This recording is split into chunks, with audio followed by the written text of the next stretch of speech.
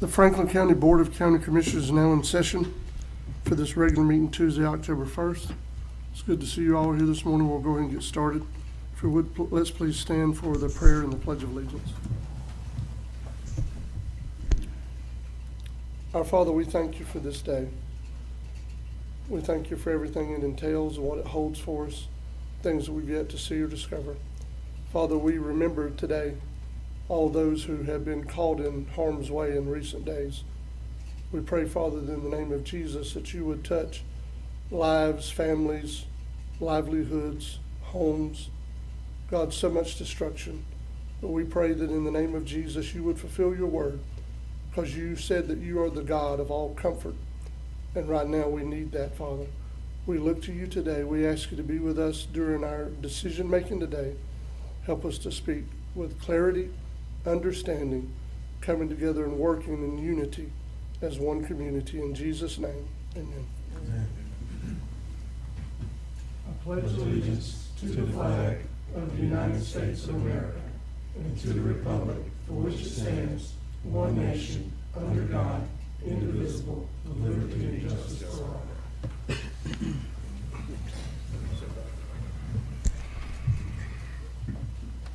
Mr. Morone, was there anything to be added to the agenda today? The only thing I know of is Mrs. Griffin told me that she might have added an item to her report late yesterday evening, but she was going to save it right to the same link that we had, so it should. So it should already be added? Yes, sir. Okay. That's all I knew. So as long as it's there and it's been published that way is what you're saying? Yes, sir. It will be Okay. different from what's printed because I printed it before then, but what's published is what we go with, sir. Okay, but we don't know for sure which item it was, is what I guess. I'm No, trying to and ask. if Ms. Griffith would unmute for a second, she could, I'm sure she'll be more Yes. specific to tell us which one it is. Yeah, commissioners, I'm actually finishing it up this morning. It's actually relative to the property appraiser's office. They actually had another capital outlay request. They wanted to purchase another desk and also get some new flooring in addition to what courthouse maintenance is going to be paying for the renovations of their office. So that item is still in progress, but it will be there shortly. And besides that's all I have for you guys. That's a late ad. So it'd be adding number 6 on your report? Correct. Okay, Yeah. okay. So that we will, yes, then, Mr. Chairman, you're correct, then we will need to call for public comment on that item. Okay. Anyone in the room wish to comment publicly before we add this item to the agenda about this specific item? We understand it's new to us too. How about online, sir? Anyone, well, I would say, since she hasn't added it yet, do you want to wait until we do bring it up, and then we can double check one more time? If we do it now, we don't have to do it later. Public, I don't think they know what it is yet. We so- don't either. Okay, Okay, either which way. all right. All right, so there was no public comment. So do we have a motion to approve the agenda as it's been amended? So moved. All right, we have a motion to approve by Commissioner Amison, Second. second by Commissioner Ward and Commissioner Kern. Any discussion? All in favor? Aye. Any opposed? That's unanimous. All right, we need to, since we're going to do the bill list separately, I would call for approval of minutes first. Or we don't have any minutes, do we? Oh, we do, okay. Sorry, I'm having a moment here with between my iPad and the paper. So we would be approving minutes from the budget hearing on September 3rd and the special meeting of 9/17. So moved. Second. We have a motion to approve by Commissioner Amison, second by Commissioner Sanders. Any discussion, commissioners? All in favor? Aye. Any opposed? That's unanimous. Madam Clerk, does it matter which order we do these in? Just do the current year first or the last year, fiscal year? Let's do the last. Okay. All right, so I'd entertain a motion to approve the bill list that we have in our packet that concluded our last fiscal year that ended yesterday. So moved. All right, we have a motion by Commissioner Sanders, Second. second from Commissioner Amison, Commissioner Ward, for approval. Any discussion? All in favor? Aye. Any opposed? That's unanimous. Now we need to take care of the matter of our current bill list for this board meeting. Mr. Chairman, Yes, before we do that, I would just like to bring it to the board's attention that I'm gonna go ahead and ask y'all to release $175,000. That was the last payment to Roberts and Roberts. I have met with them, and they have given me 2 options to do, and I'm good with either one. It don't really matter. But the owner of the company come down and talked to me. And so now I feel better about the situation. So I'm gonna make sure that we release, before we vote, I wanna make sure that we do allow that 175,000 with something Yeah. around that amount to be released to them. Do we need to make, Mr. Chairman, that in a separate motion? Well, let me ask Aaron first. Aaron, will that require a pay application to be submitted to the county? Then we make a It motion. will, yep, Okay. and that will actually occur once, that's actually gonna be part of the final pay application. So once that's actually received by us, then we'll go ahead and process it. That way I'll help you clear out your records. Yes, ma'am. so it hasn't actually been invoiced yet, Ms. Aaron, is that what you're saying? Correct. Okay, Yeah, so that'll be- yeah, I actually have a line item on my report, Okay. relative to the CR 67 project. So once you all, actually make a decision on the striping, we'll go ahead and move forward and they'll get that project buttoned up. All right, And so on this that you're asking, the current bill, payment bill is, I make a motion to go ahead and approved. approve. All right, so we have a motion by Commissioner Sanders to approve, Second. second by Commissioner Ward. Discussion? All in favor? Aye. Any opposed?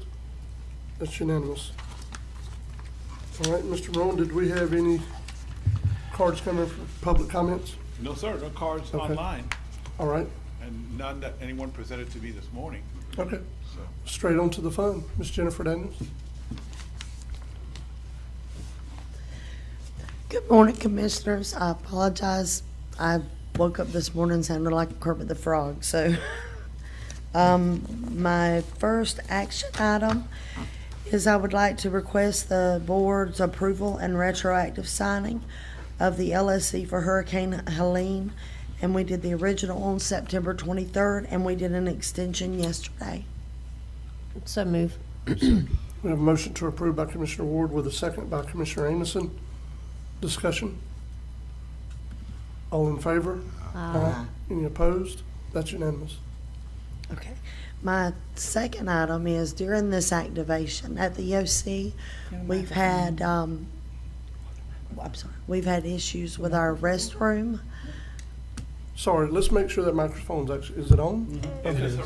It's just me, I'll lean That's all good. forward. We're trying to be helpful. Okay, We're not- get a little closer to it so we can. During this activation at the EOC, and it happened during Hurricane Debbie also, our bathrooms quit working during the activation, in which we resorted to camping protocols. We'll go with that to make it through. But part of the problem is we have the EOC, and then we have a gravity fed line, and I have Scott here with me to help explain this if I don't get it right. We have a gravity feed line over to a lift station, but in the middle there is an old septic tank. Also, the airport comes to a lift station, and the 2 hangars come to a lift station, and then that lift station comes to our lift station, and then it all goes out to the city water or the city sewer. One, from my understanding, our septic tank has never been pumped ever. 2, to fix the problem, we need to what we would like to do is pump the tank and then crush the tank, destroy the tank and get rid of it, and run straight from the EOC building. We may have to, I talked to Commissioner Jones, we may have to put a grinder in next to the EOC building and then run that gravity feed line straight into that lift station, because just like with Hurricane Helene here, we had all the rainfall we had, and that is filling up our tank, and therefore it's not allowing it to push on through even when the city water and sewer system was off. It still should have pushed on through. We need to also, when we do this, we need to wire this lift station, hardwire it to our generator or to our building, so that when this happens, we lose power, the generator will power the lift station to keep us functioning. Because we only have one shower and 2 bathrooms to begin with. But when we lose those, it's we have a lot of smelly people who need to go. So that's the short and sweet of it. So Jen, were you ever, I'm sorry, I'm not trying to interrupt you, were you ever able to get a quote on any of that, so we have any kind of ballpark for it? I don't have a quote yet. We Okay. have we've been trying to contact, and I think Tim has been in contact once with Johnny Collins to get him to come give us some kind of a quote on it. Yes. And he's going to follow up with him this morning to see if he can come back Right. or come out and actually look at the site to see what we can do. And depending on where we're looking at price range, we'll look at other quotes if need be at that point. Okay. Well, I don't think that it will need a grinder. I'm the one to mention it to you. If it is truly gravity fed, is what they're saying, you shouldn't need a grinder. I just wanted to make sure we didn't miss anything in the discussion. Oh, I'm with I didn't want it to be afterwards, they say, well, it's not actually gravity fed. You know what I Yes. mean? That was the only reason I even mentioned it to you. So, is it something where the board can, I guess, just vote and give you the okay to get those quotes to bring back to us? Because it's hard to us approve an amount we don't know. I understand. You know what I mean? I didn't want to surprise you at a board meeting. Oh, with no, it. we're good. It's just, we have a lot to take care of. This is just one more thing to do. Yes, sir. You know what I mean? So we needed a motion for her to get quotes, Mr. Chairman? Yes, I'll I make the think so, yes. motion for Jennifer to get quotes for whatever she needs. Second. All right.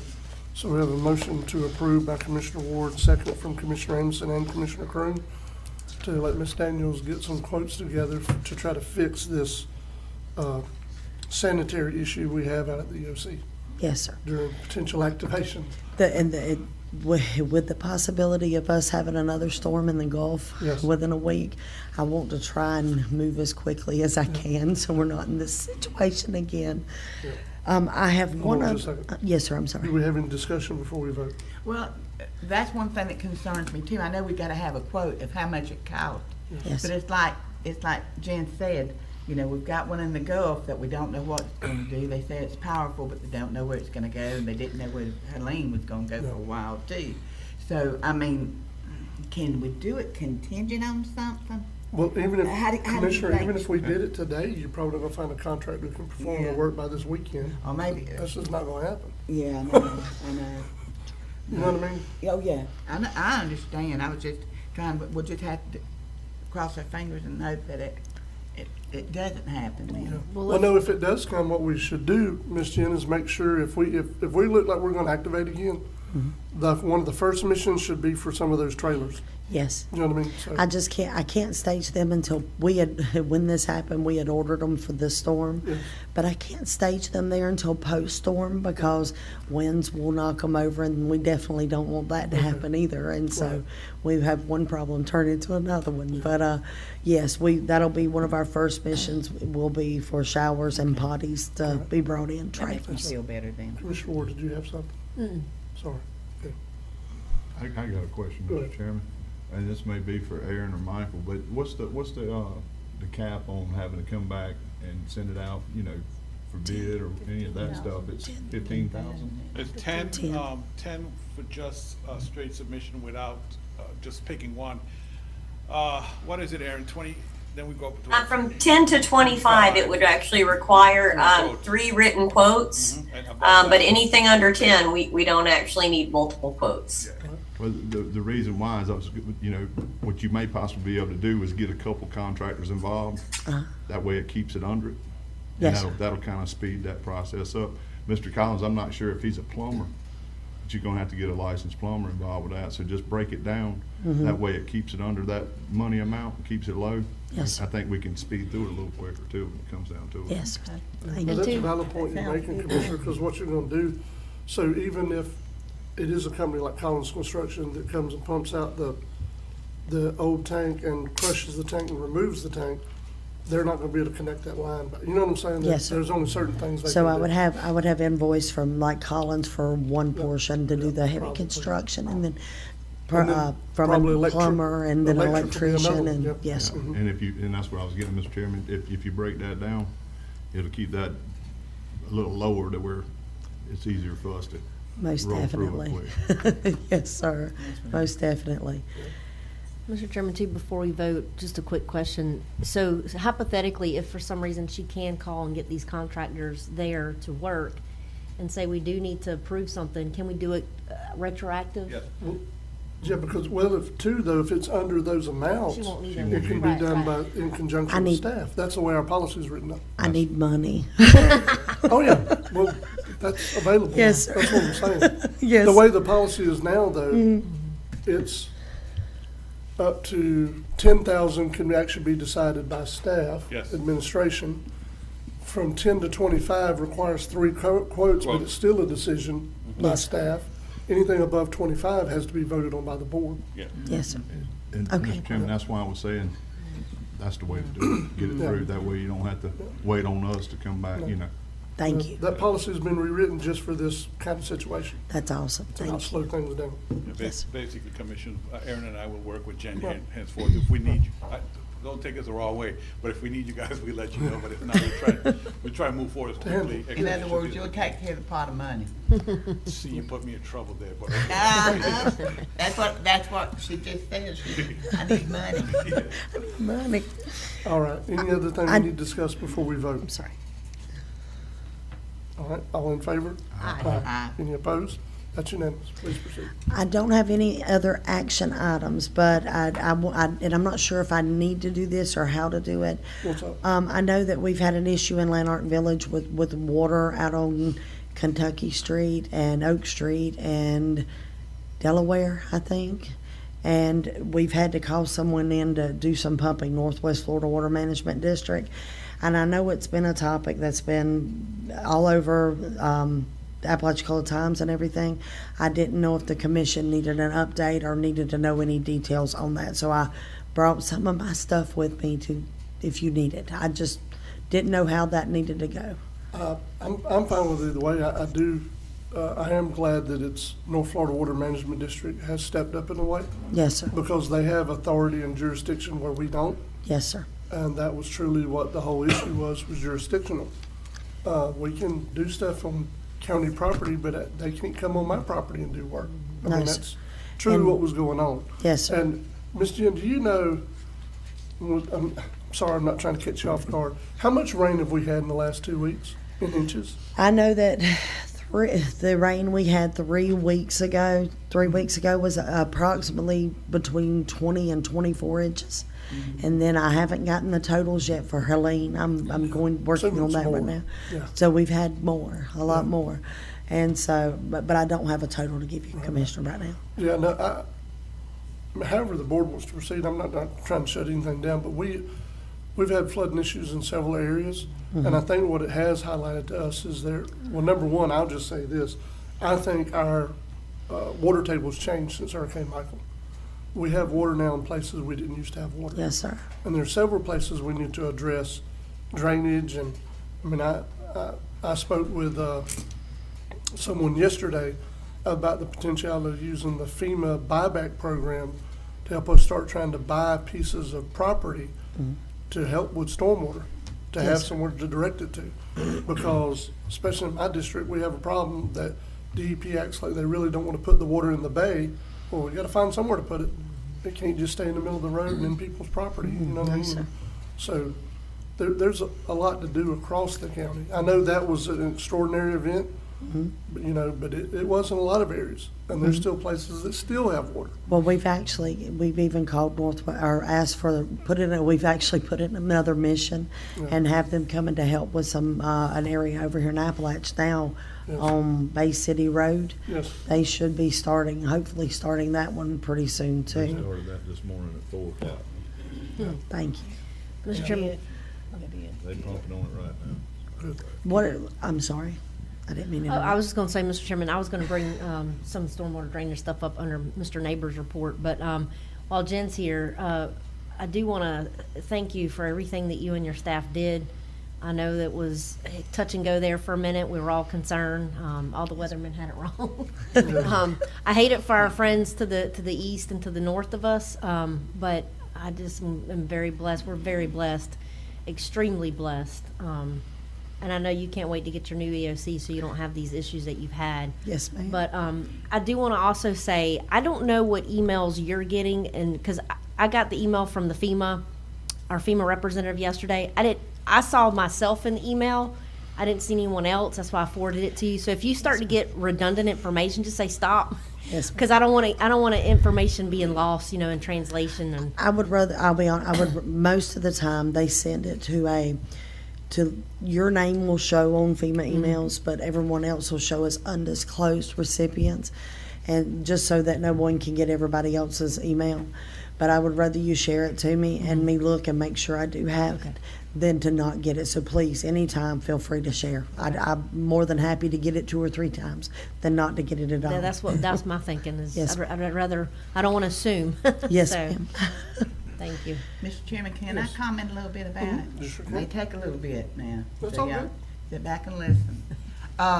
This problem that's going on at Lanark, I call it repetitive flooding, because it has happened many times, well, not many times, but I know of a few instances it's happened, and it's happened after I left as a commissioner, and this is the first time it's happened since I've come back on board.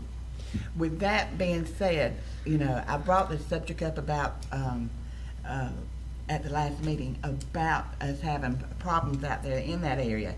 I met with St. Joe Company because we felt like it was something that St. Joe had done or hadn't done.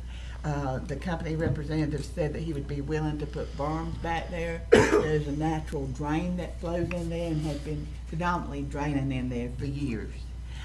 He said, but he would try to berm it up as much as what he could. I asked Michael, I asked Jen, I've asked the attorney, I've asked everybody, can I pump that water? No, you can't pump that water. Well, what happened? We had a storm.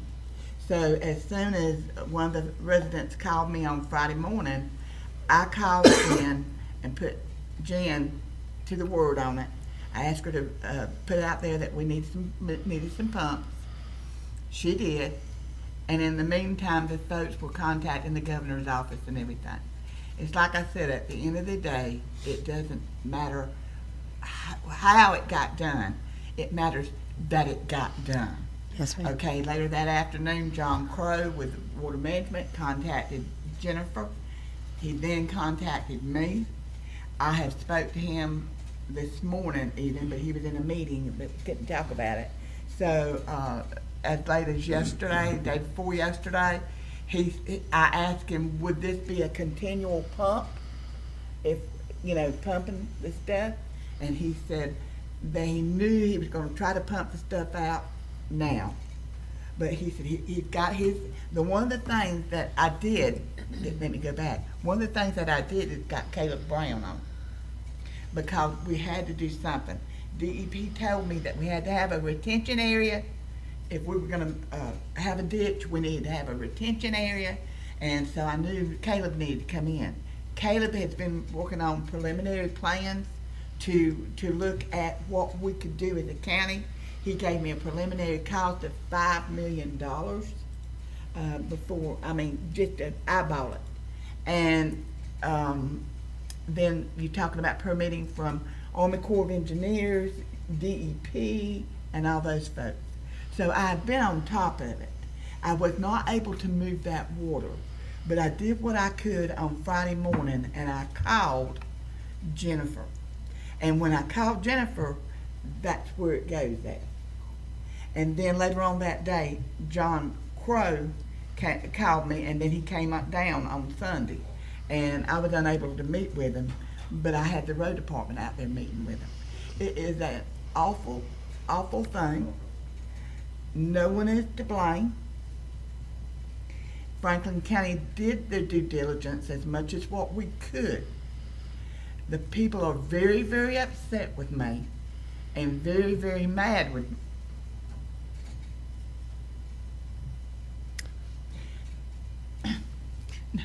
It's okay. And if anybody knows how I am, that would have been the last thing I would have wanted to happen to anybody. To anybody. They can do whatever they want to, say whatever they want. But at the end of the day, it's getting done. It doesn't matter how it's getting done. But because, and I'm gonna say, because I fell again, I was unable to go out.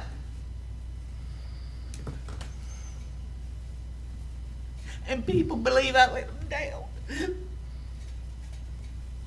I'm trying not to do this.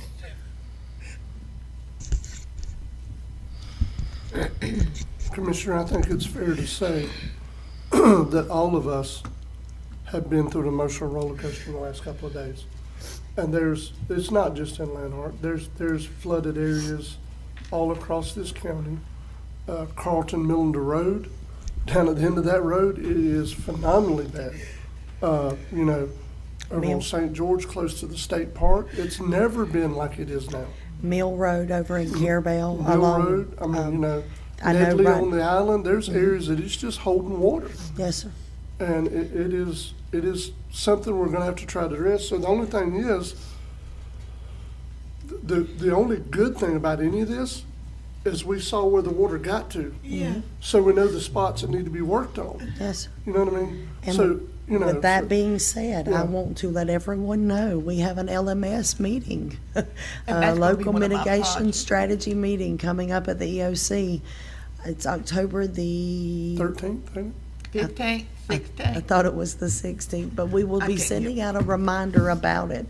And these, right now, one of the things that opened up some doors and allowed us to get, like Northwest Florida Water Management District to come and help, was the fact that we did have Helene. That opens up some different abilities and different doors that we can reach out to and do missions through like the state to get people out there to help in areas that we actually cannot touch. With that being said, LMS meetings coming up. If there's projects throughout the county that need mitigation, I'm sure should be in tier 1 for mitigation money from this storm, from Helene. We can't apply for mitigation money unless the project is listed on the local mitigation strategy list. And so we need to get them on there. Even if it's something as simple as sending an email that I need this put on the list. Even if you can't make the meeting, send me your areas, please, in your districts. Let's get them on the list so that if money does come available, that step's already done, and we can push forward to getting projects done. So, Mr. Chairman, Commissioner Sanders took exact steps we probably need to follow heading towards the LMS, because first thing she did, she called our engineer. Most important thing, take the engineer out there, have him look at what the situation is, and give us a rough estimate. Guys, this is gonna cost $5 million. $5 million. Or he could say, you know what, if we just maybe put a bigger pipe under the culvert, or like Commissioner Ward and I were talking about, if we just extend our culvert system into some of these properties that we don't have, that they didn't put a culvert in. I guess what I'm saying, let him guide us and tell us what we need to do.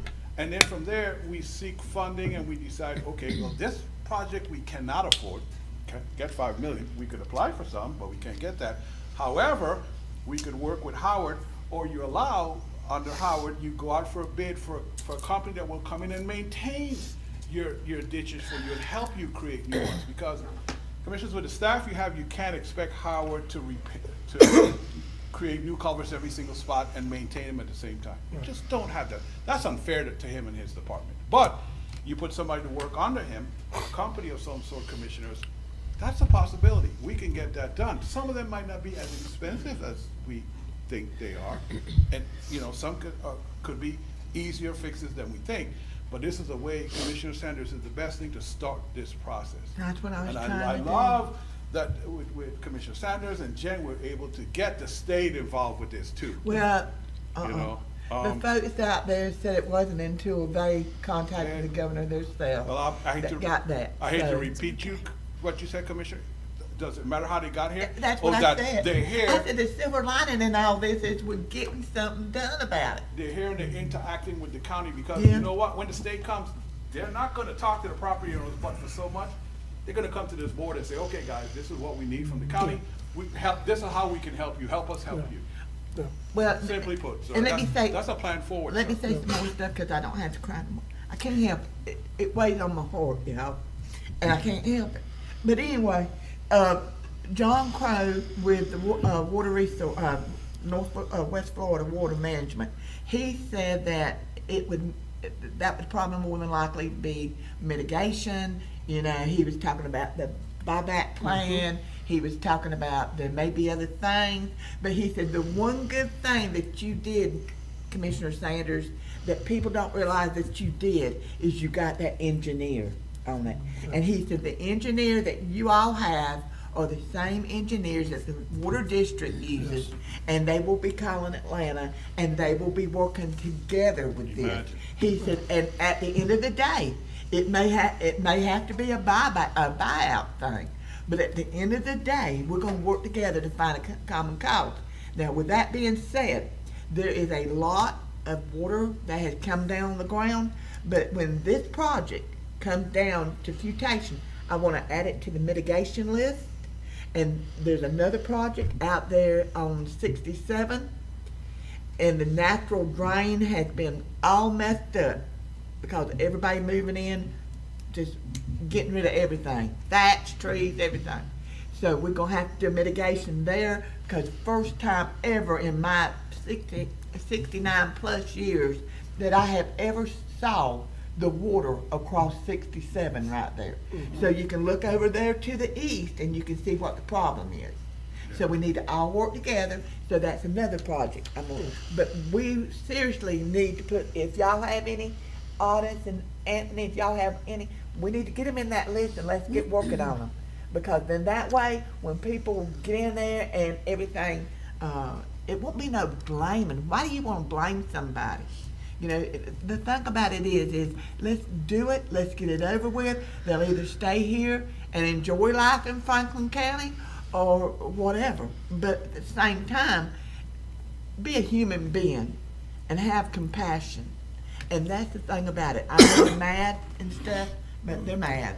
I mean, I'm lower than snail snot out there. So, and that don't bother me. I can deal with that. But Yes. it's coming from people that don't even know who I am. And Commissioner, I'll say again, the main thing to take out of it is again, it doesn't matter who did what, but what matters is we've all worked together to get something to happen, and that is the important thing. And by getting these projects where we see there's problems all over the county that need to have something done, if we can get them in and get them on that LMS list, then we can continue to work together to make more things happen to make Franklin County better. So, We've gotten a lot of projects through that Yes, done ma'am. in this county. yes, We ma'am. sure have. Well, Mr. Chairman, you mentioned Michael. You know, our county, we all know, is grown by leaps and bounds. And it's a good segue into, again, Mr. Howard's report when he gets up here. But my thing is with Michael, a lot of trees came down. And what Yes. does the water go? It goes to the trees. And so without the trees to collect the water, so that's a huge issue. So we've got trees that used to be up that aren't up anymore. So the water's not being collected to the trees. It's being collected on the roadways and in the ditches and in people's yards. But, you know, again, the biggest point and what people need to understand is we don't know of a problem until we know about it. Sometimes we don't know about it until we have an inundation of rain. I mean, we've had a gobs amount of rain in this month alone. Well, I say last month, today's what, the 1st. But anyway, the point of the matter is we have to work together to make things happen. And we can't be against each other. We have to work together as a team. And I'm not talking about county staff and us, because we all work well together. And the fellow commissioners, I feel like we work well. It's the public and us. And they have to understand that we can only do so much. We do need help from the state. We do need help from the federal government. And it's just all about getting all our ducks in a row to get that to happen. Yes, ma'am. And then to help mitigate for things in the future. So, It's just like the gentleman and I was talking yesterday. He said, Ms. Sanders, you need to realize this is bigger than Franklin County. I said, yes, sir, I do. Yeah. Yes, I do. ma'am. So, what I'm hearing, I want to make sure I don't miss anything, Michael Marone, because I want the direction to be very clear. So we're going to still continue to engage with the engineer about some of these areas, as commissioners, we need to come up with those 2 to 5 really problem areas in our districts that need to be addressed with flooding. So we can do that and add it on this LMS list. You know what I mean? And do the things we're actually talking about here this morning. Yes. And move that conversation forward. Now, I will say, in saying that, some of these things maybe can be handled with agreements with property owners, with easements dedicated to the county. You know what I'm saying? Our permits gone after. All of it don't need to be put on this list that if we ever get LMS money, we'll eventually take care of it. Yes. Let me just put it that way. You know what I'm saying? So it's gonna take a minute to go through all that, but some might be able to be handled quicker. Yeah. So if they can, we need to try to handle them. Yeah. You know, that's, I Yes, wanna make sir. sure we're not missing anything. No, that, you're right. I think it's an individual appointment, each of you with Caleb, to go to your district, get a list from Jennifer of the complaints that they got. You know, let him look at those and let Dewberry come back with, okay, you know, in District 1, here are the issues that we Yeah. see. This is our estimated cost of that project. And Yes. then it's your decision to Yes. decide which projects you tackle and which ones you Yeah. kind of hope and pray that we get money from somebody else to get it done. That's what I'm thinking, Yeah. Commissioners, and we'll start to set those appointments up as soon as possible. Mr. Chairman, weren't we looking at the ARPC to help us out in that venture anyway with the whole stormwater drainage problems in the county? We had discussed it, but I don't Yeah. think we've ever engaged think- them, but we could. They have We could people talk that to them do too and see how they can help. environmental. Yeah, well, I think it's definitely something, I mean, I've harped on it, I think, past couple meetings, that we definitely are gonna have to move forward, do something. And again, I'm gonna talk about it when Mr. Howard gets up here, because we've had discussions about it, but yeah, anyway. And, Good segue. and again, Chair and Commissioners, the LMS list we have, it is it's a living document, so it changes, even if we're not in an LMS meeting. If you have a project you see that needs to go on that list, if you send it to me, we put it on the list, and then when we have the next meeting, we'll do a scoring and ranking of it and move it up into the actual list itself. And so please, anytime you see it anywhere, send it to me. Let's at least get, that way we can get something started on it and know there's an area that's in need. Yeah. And the only thing I'll say on this before we move on, if everybody else's mind's clear about it, I'm not trying to dictate the conversation, but I do want to make sure I point this out. There also are going to be areas, I feel, at least in my district, that we maybe don't have any ditches, that ditches need to be added. That's going to fall into what Mr. Morone was saying. That ditches need to be added. Well, if it's county right-of-way, There you go. this is what people need to There understand. you I don't go. care what you own, what you have, what you're trying to block off. If it's county right-of-way, you might better start moving it. Because we're not gonna get complaints about not being able to take care of stormwater when you're built into our right-of-way. And we can't put a ditch there. Yes, sir. That really, you can't have it both ways. Yeah. No, sir. So that's another thing we're gonna have to deal with. We can't go and add ditches where the right-of-way is being taken up by the residents. You Yes. just can't do it. That's, So Another that's thing, something we need to address as well. another thing is a biggie with me, is when you come in there and you go to your property, you go right through there, you push dirt in the ditch, you don't put a culvert pipe in, Mhm. and that way it can't do it. Don't get me started, that is one of the worst things that could ever happen. You got to have a culvert pipe in them ditches if you've got any kind of flow. That's what I'm saying, any of this, because that, when you see the amount of rain that we've had, and then you see areas that had never done it before, there's something going on with it. That's been- And that's what I said at the last board meeting, if y'all remember, every lot, and we welcome everybody. We want them to have a home here if you want to build here, but every lot in Franklin County is not buildable. And that's what I said, you know, it's not. Well, Mr. Chairman, again, since we're on the subject, again, but, We never got off of it. you know, I rode my district, I've rode my district quite often, actually, and when I was riding around Friday, I was taking notes specifically of culverts versus no culvert. So you go and you're riding, you see culvert, resident, property, no culvert, and it's like, where's the water going? It's not gonna continually flow, and then you've got people's, water's backing up on their property, and then they're calling Mr. Howard's department, they're calling the county staff, they're calling us. And so people also have to understand that, and again, I'm gonna bring this up in Mr. Howard's report, And we have an ordinance in place about all that, so. But Jennifer, thank you Yes, ma'am. again. Go rest your voice, gargle with some salt water. Yes, ma'am, I will. Hey, Jen, before you go, a couple of things. Did you approve the LSC while I was outside your room? the Yes. LSC? Yes, sir, You we I'm did. sorry, I missed that. And I have an item that your building official is going to talk about. It's item 1 in my report. It's about emergency repair permits. One of the reasons I want Jen to be here, so Jen, I think we did this before, and I want to ask before Steve jumps in. If we issue emergency permits and the board decides to waive the cost, is there a way to get, the building department gets the funding back for that, or we just? I'm gonna answer with this. I do believe so. Okay. But it has to be, Steve and I talked about this a little bit yesterday. It has to be tracked very well. You have to be sure and keep up with exactly what was issued for what. And we will get Jeannie, who is doing our PA, to look and make sure it can be. But yes, be tracking it so we can see what we can get back. I'll let you take over, Steve. This is item 1 for my report. Okay, we do it for every storm. This just happens to be one where we actually have some damage, but we've been doing it for the last year. We've got a Hurricane Helene emergency repair permit. It's tied in with our system. We can flag these separately so that we know what they are. And this is for damage from the storm, which it's, our idea is to get people back in their homes as quickly as possible. So stairways, electrical meters, roofs, doors, windows, entryways, HVAC, and elevators are going to be that's what takes priority in this situation. But this allows us to track it and keep track of the fees. If you decide to waive the fees, we have a way. We're still going to put the cost of what the permit would be. It's a no-charge permit, but we would be able to track it in our system so that we could give a report to FEMA after the fact.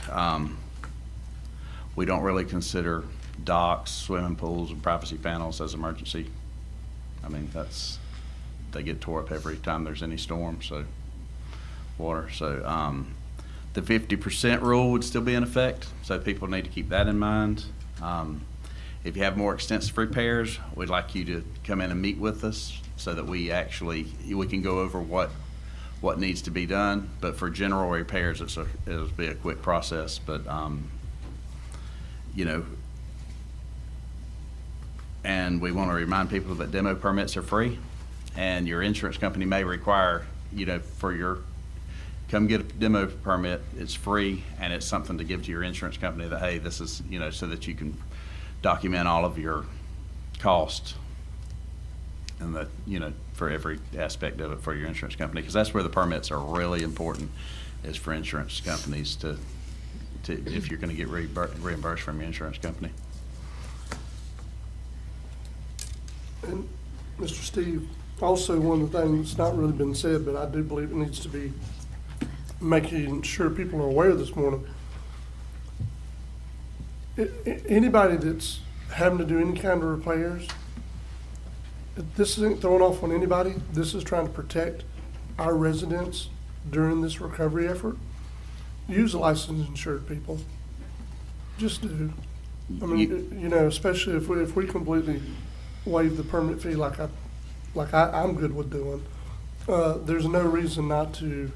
I know friends want to help, but if you're having to actually build or do something, get somebody's licensed and insured.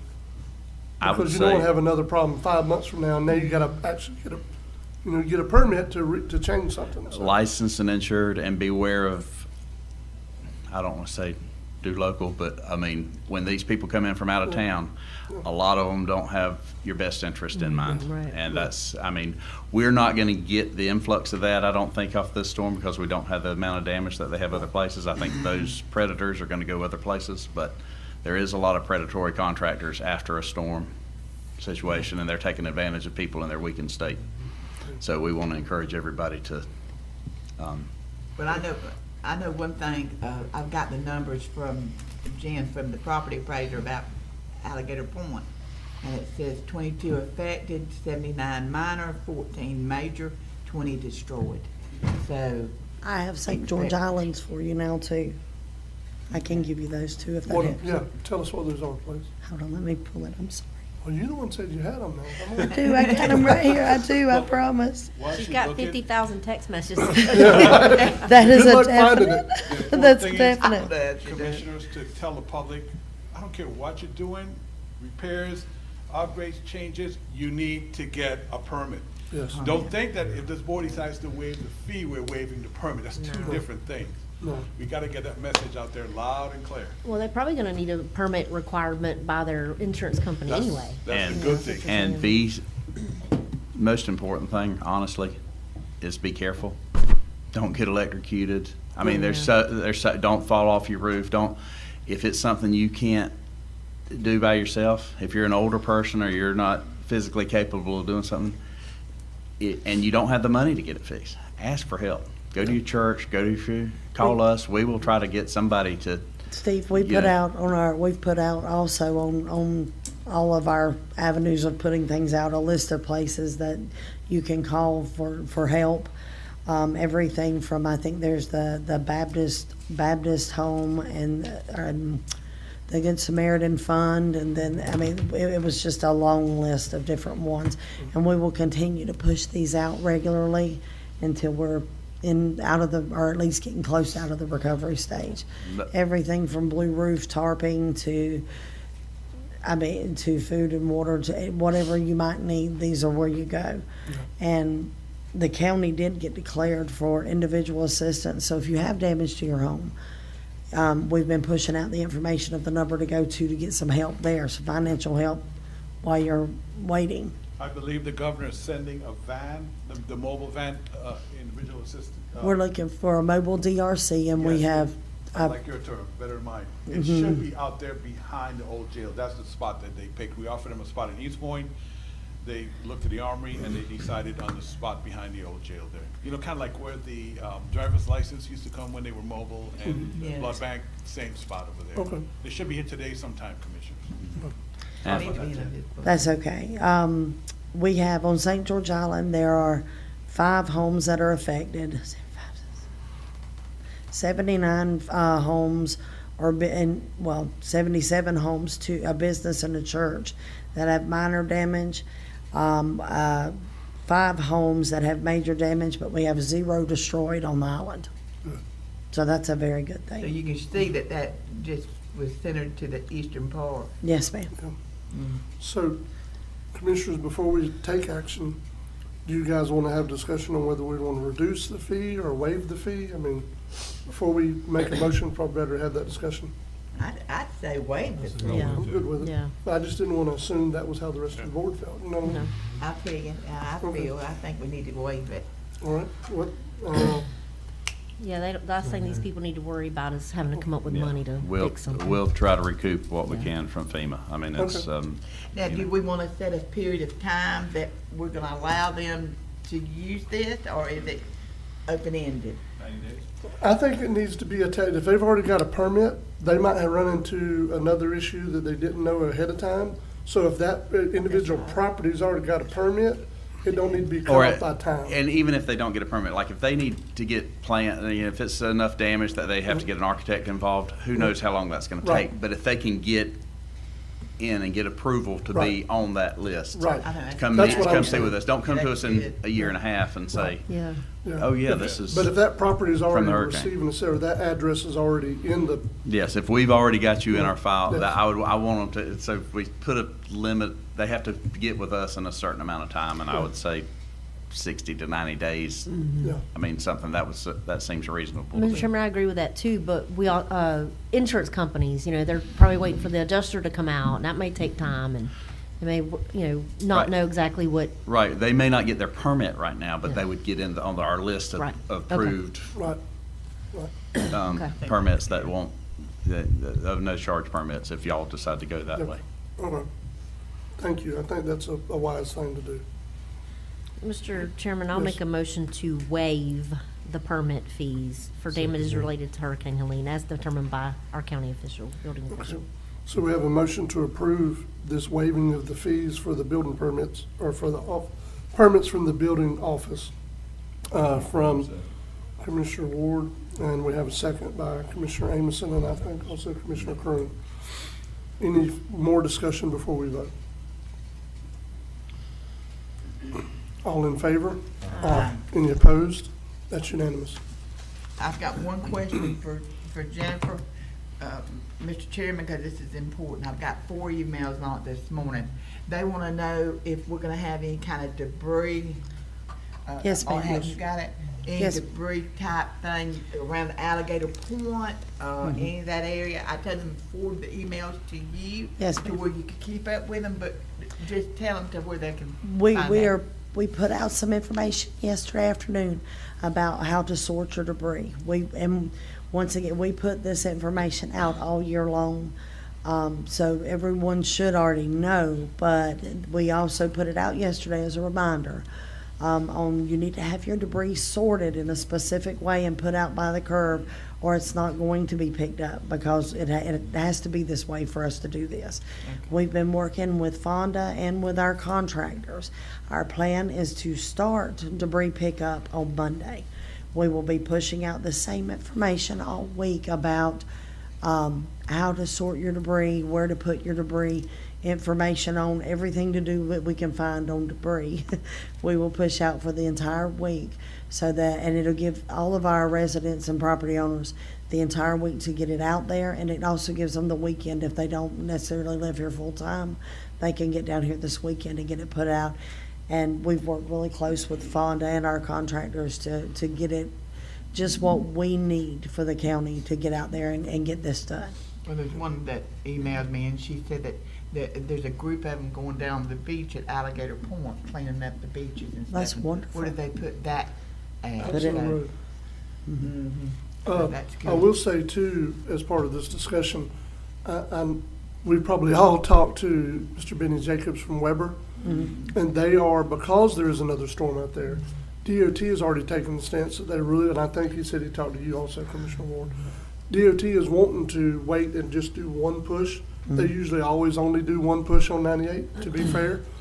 And I said, look, but as long as y'all not gonna try to tag us with doing something wrong by it not being cleared to begin with, or say, well, we're having this discussion about this debris from this storm or this debris from another storm. I said, as long as y'all not gonna take that stance, I mean, it is what it is, because we definitely want that push. But the residents that live along 98 need to understand and know that's what's going on, because it's being done by our DOT contractor. And I also asked them yesterday if there's any way they can manage to do it, to go ahead and do that Yes. push through, because Yes. the stuff that is left out there becomes something that could float and cause damage, or fly Right. and can cause damage. And I would if he can manage it, I'd prefer him to go ahead and do that run through on our main highways, our 98. No, but I just want to make sure while we're talking about it, Yes, sir. that those residents that live on 98 know That's that dependent on. nobody's forgetting about it. They're just trying to do it in an orderly manner, I guess. Yes, sir.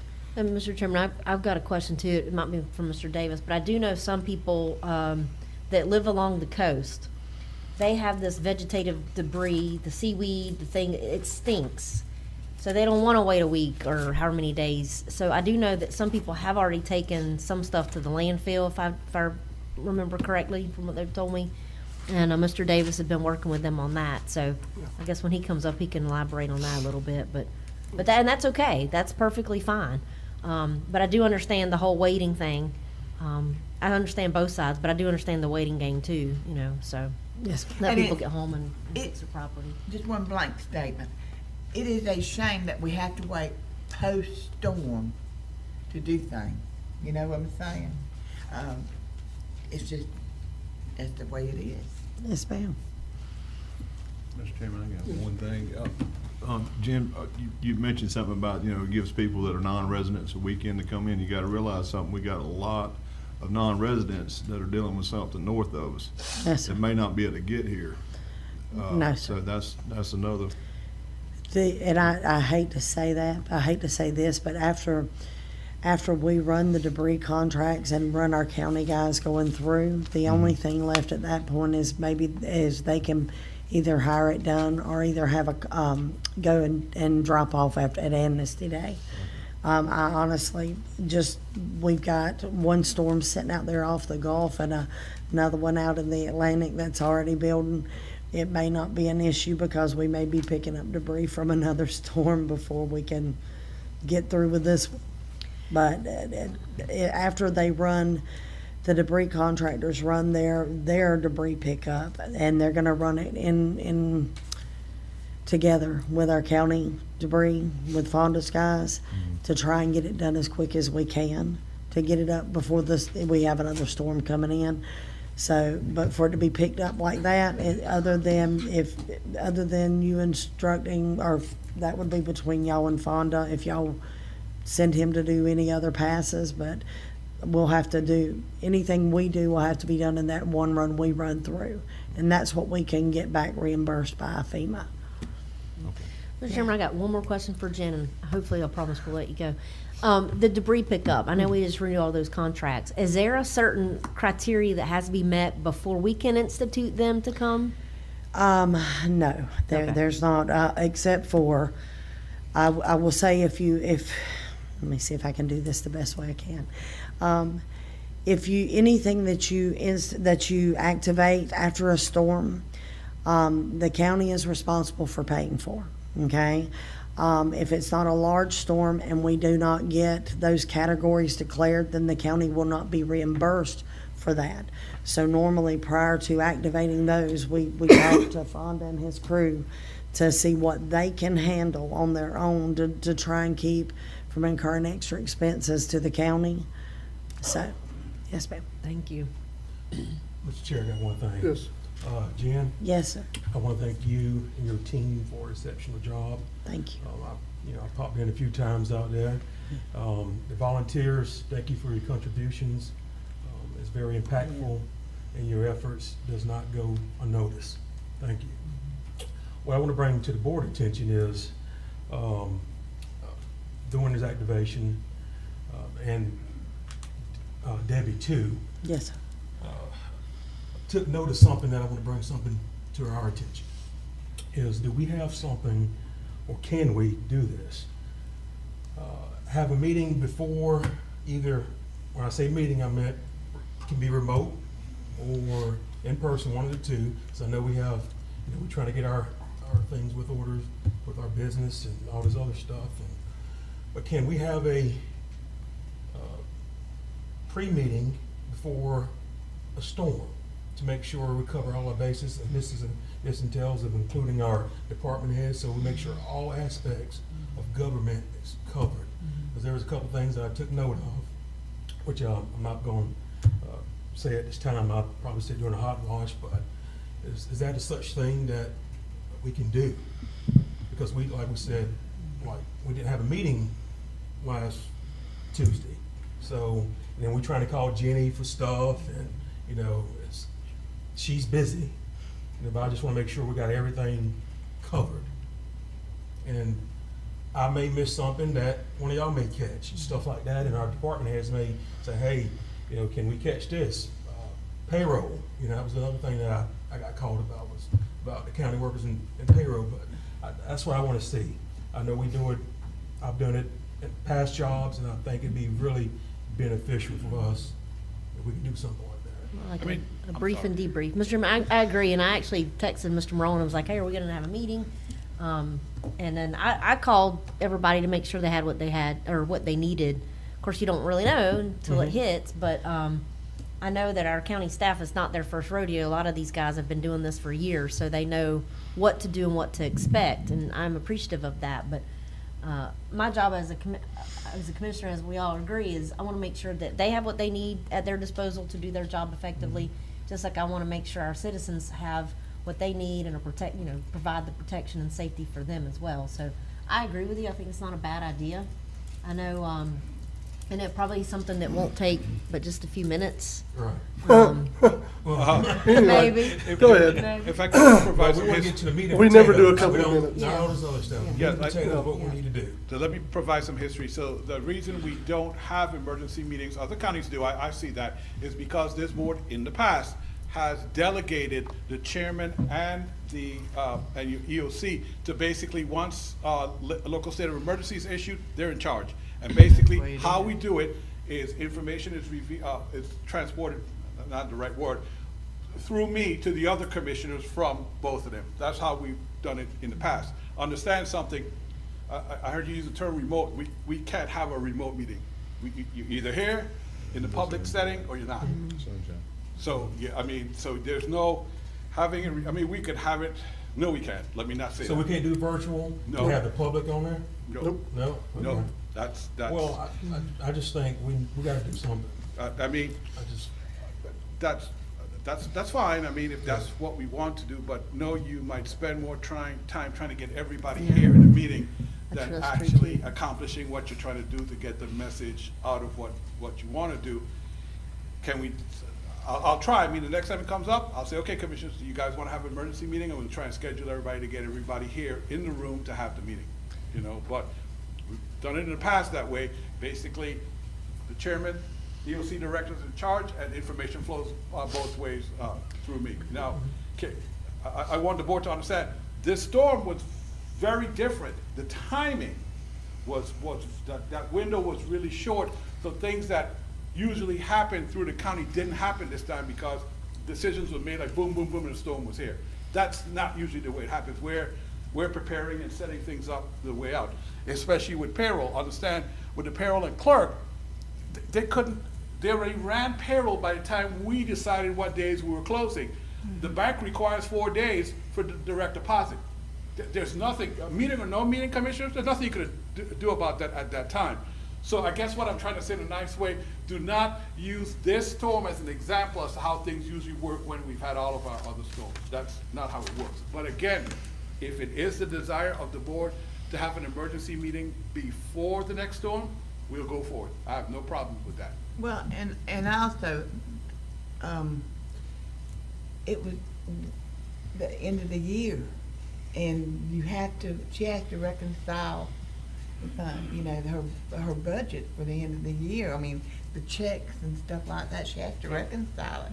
So, I mean, I hate that we weren't able to give that, but, you know, give the money out to them because they had, according to some of them, this board told them to evacuate. No, we said it was evacuation and you do as you please, but we're telling you in your best interest, it would be good for you to evacuate. Yeah. But we can't give them money to evacuate on. That's We've not- never done that. We've never done that. We've never done that. And that's what I said. I'm not sure. We've how- never even had that conversation. No, the auditors will, well, anyway, let's I mean, not get it- down, let me not go down that road. It we- shocked me, Yeah, so anyway. we've never done that. We've never had that conversation. That's never come up. And anybody that thinks that they should not have been a mandatory evacuation needs to pull up videos of Horseshoe Beach. Thank you. That's simple. And they need to be realistic with Cedar themselves. Key. You don't have a mandatory evacuation because you're definitely getting a storm. Yeah. You have a mandatory evacuation because there's a potential it's coming for you. And you just get yourself out of harm's way, and that's what we did. Commissioner, like we've talked about before, this is the first job I've ever worked at where I want to be wrong. I want the storm to turn. I want to be predicting something that's going to happen that does not happen. I want your home to be there when you get back. But the way it is sometimes it's dead on, sometimes it's not.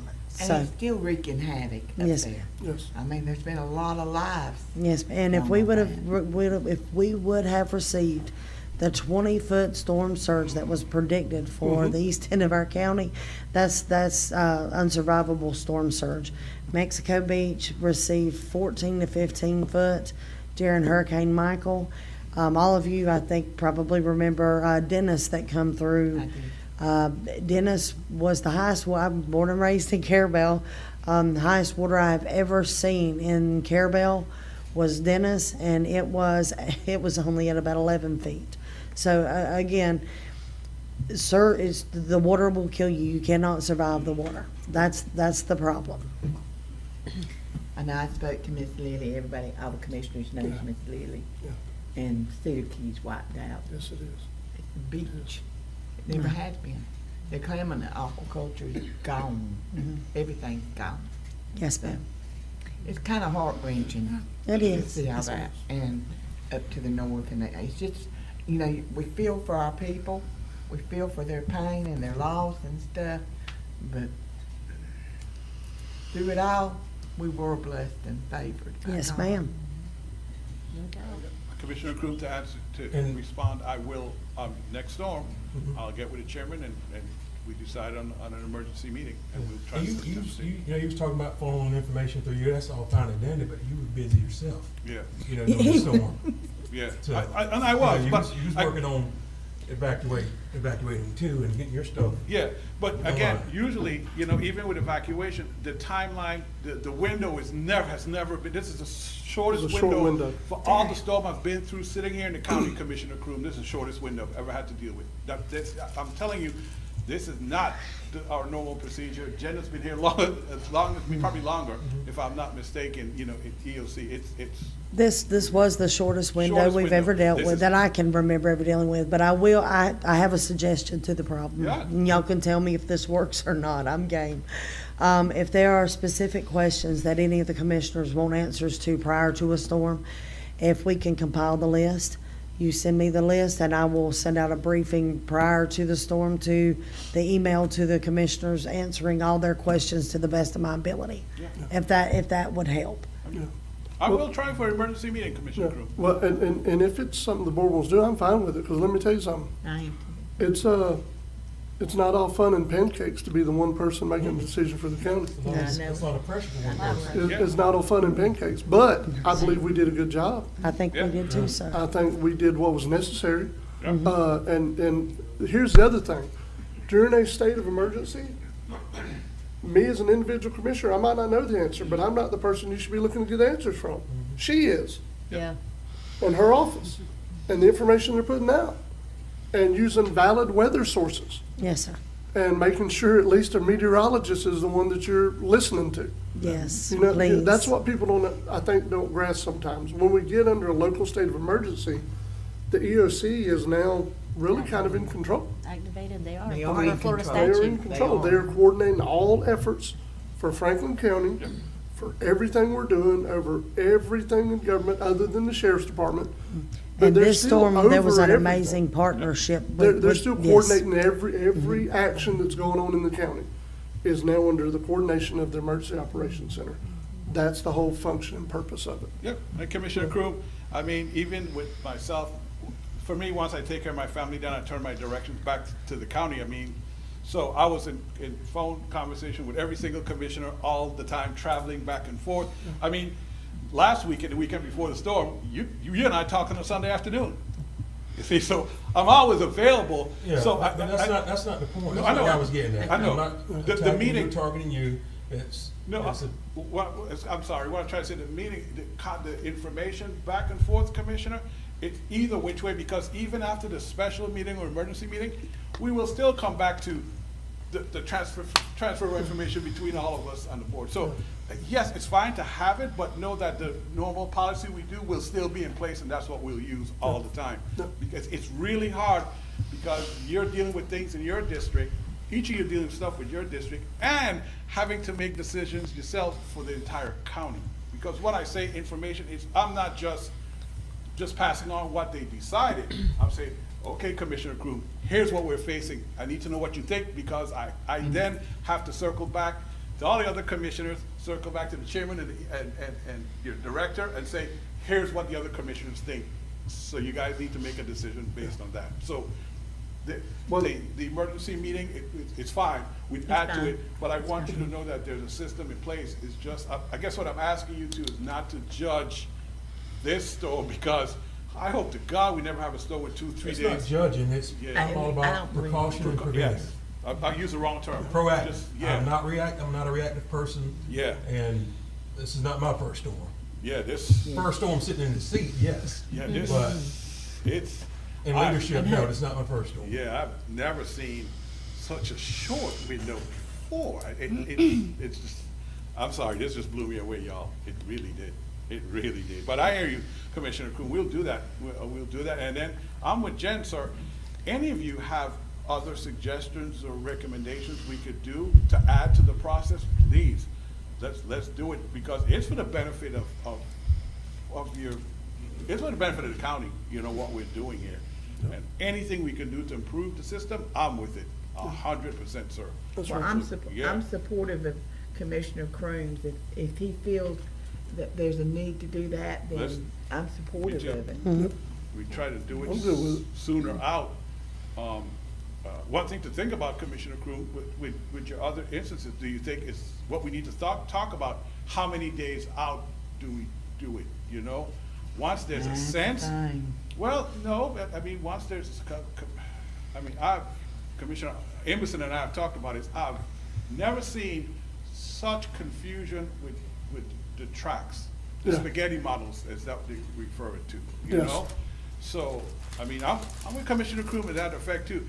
Let's do it early enough and have a plan A, and Commissioner, I overthink.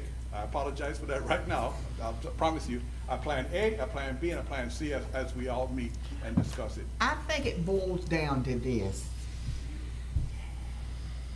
When we are getting ready to do a declaration of emergency, a state of emergency, that's when we need to have that meeting. That might work, sir. That's when we need to have that meeting. That might work. And that's it. And then this is it. We wanna make sure the trucks are running, they're ready to roll, whatever we may need. And I don't care if the road department is just putting out signs. They carry a big weight in this county. So does all the other departments. And it takes all the other departments working together to bring it. Yes. And it's just like I said, those people and those guys, women and all, they make this board look good Yep. because they do such a good job. Yep. But I think that we need to call it, and I mean, I'm just saying, I've been here a while, but I would say that at the point that you and the chairman feel that we need, and Jen need to call a declaration, LSC, yep, that's when we have our. and we have our meeting. What do you think, Commissioner Crane? That work? You good with it? Attorney Schuler, is there any, when we're under a local state of emergency, do we have to give like a 24-hour notice or anything like that to hold a meeting like this? Not an emergency. I don't think so, but I want Not to an make sure. emergency. Okay. When we have an emergency, you give as much notice as you can of Right. the circumstances. Yep. And you hold your meeting. Okay. Yep. Take care of the people. Clerk, did you still have something? I just wanted to mention payroll. Yeah. Michael pretty much touched on everything, and Cheryl, Commissioner. But I had phone calls too about payroll, and we did reach out to the auditor, and it was really frowned upon to pay early. I mean, we were up against the end of the year, trying to close the books out. And not only that, I mean, we have to get everything in the system, like Michael said, 4 days in advance, and we couldn't have done anything anyway. So everybody could get paid on time. Had we waited on, an answer from the board, it could have messed up that. And, that's something to consider. And two, I'm very concerned what the auditors think. So, I don't want to get wrote up. And it's just a bad look, on our county. So I just want y'all to keep that in consideration. I mean, I would love to be able to, cut a check, but it's not as easy as what everybody thinks it is. We have a system in place, and to be able for everybody to continue to get their checks on time, we have to keep that process. Madam Clerk, reason why I brought that up is because I've got several phone calls. Me too. I was trying to hatch stuff down myself, and I think the word got out that the school board have received their direct deposit early. And they are, right now, they're actually under internal audit from the AG's office right now. So, the auditors, they're doing their things, but Right. I was asked the same thing, and I know, the CFO is very peculiar over there. So I was actually surprised myself. I don't know Right. anything about that. Finance is not my specialty. Yes, Okay? and But keep that's them, why I brought it up, was because, my constituents. I just and wanted our- everybody to Our know. county employees, Right, some of them called me, right. so. Yeah, I mean, I did reach out and to see if, we could do anything, but, it's very much frowned upon, and that's just something, I don't think is a good idea for us to do. I certainly don't feel comfortable in doing it. my name does go on the checks. Gotta respect that. Yeah, Commissioner, I'm going off of Commissioner Crewman, Commissioner Ward, I will tell you, yeah, people might look at us and say, oh, God, they're meeting like so much days out before the storm. I don't care. I mean, I'm with you guys. Let's have the meeting, let's make decisions, and then from there, at least we all are on the same page of how we're moving forward. Again, you know, Commissioner Crew, though, I'm an overthinker, so I'll ask the board to come up with 3 different plans, where maybe the first one would work, but that's just me, you know, that's just how I'm built, basically. But yeah, I'm with you guys, let's do it that way from now on. At least then everybody's on the same page.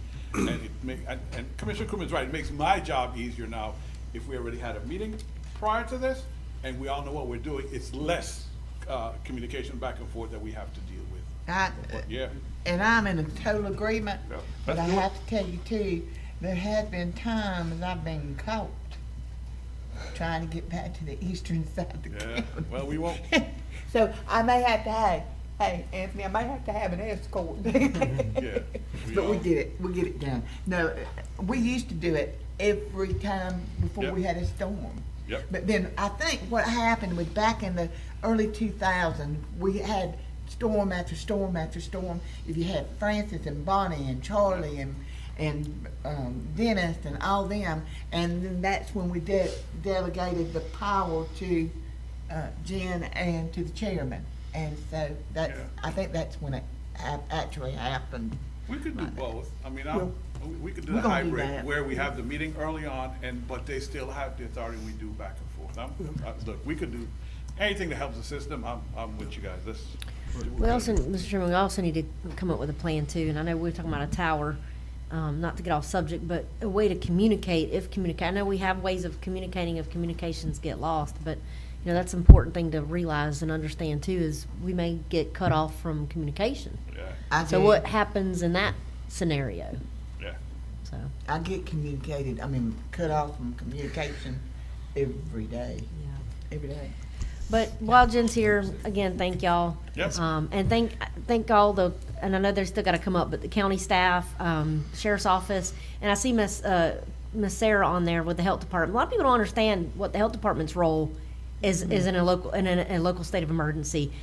They have a lot of stuff to do. I mean, they have to make phone calls to all the special needs people right in the county to make sure Yes, they have a ma'am. way in, way out, they have what they need.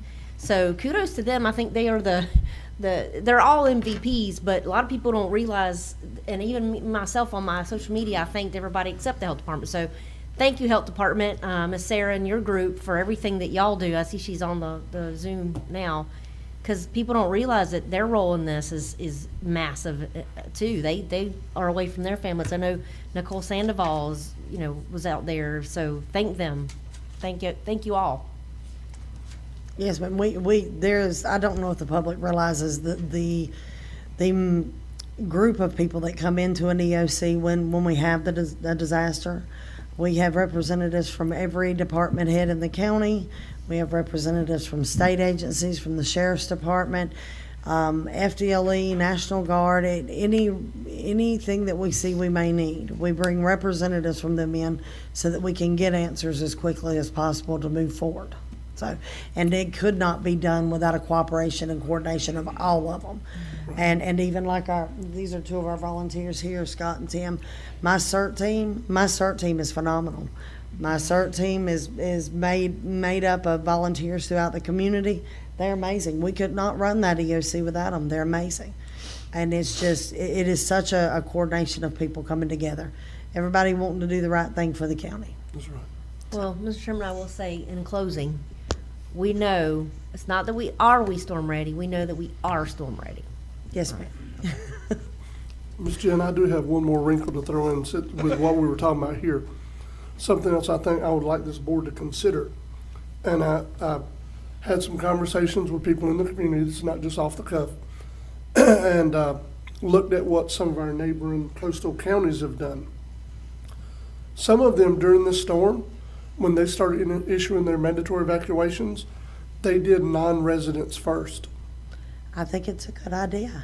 You know what I mean? So I know we usually, when we do a mandatory to begin with, it's barrier islands, low-lying areas, RV parks, But they actually did theirs, they staged it, I think, maybe 4 or 6 hours in between. But they did all non-residents and visitors first. I think Didn't it's matter a- where you're at in the county. Yes, sir. I think it's a good very You good know what I mean? idea. So, when we're talking about having a meeting, we need to, Good idea. I just Yeah. wanna move our timetable back a little bit more.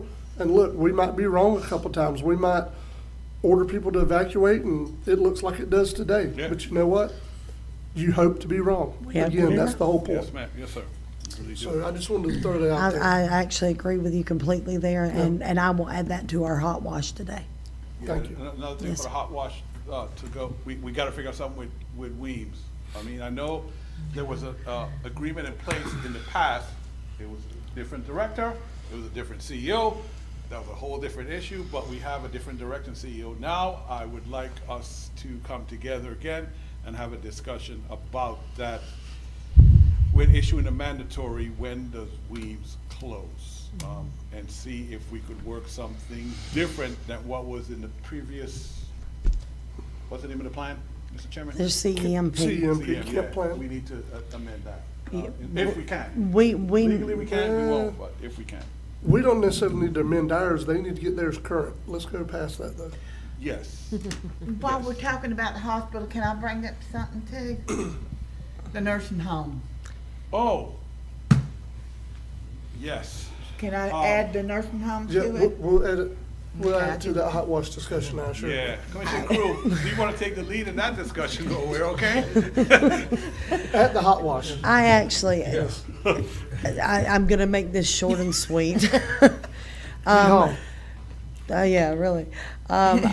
We're gonna come before the board, and I didn't have time to get it ready this time. But coming next meeting, we are going to come before the board, my staff and I, and asked about charging to review plans. I know we have the 2 plans in the county, Weems Hospital and Arabella. Both of those, we review the plan, we are supposed to approve the plan, but when we review the plan originally, if we send it back, we'll do the original review without a charge, period.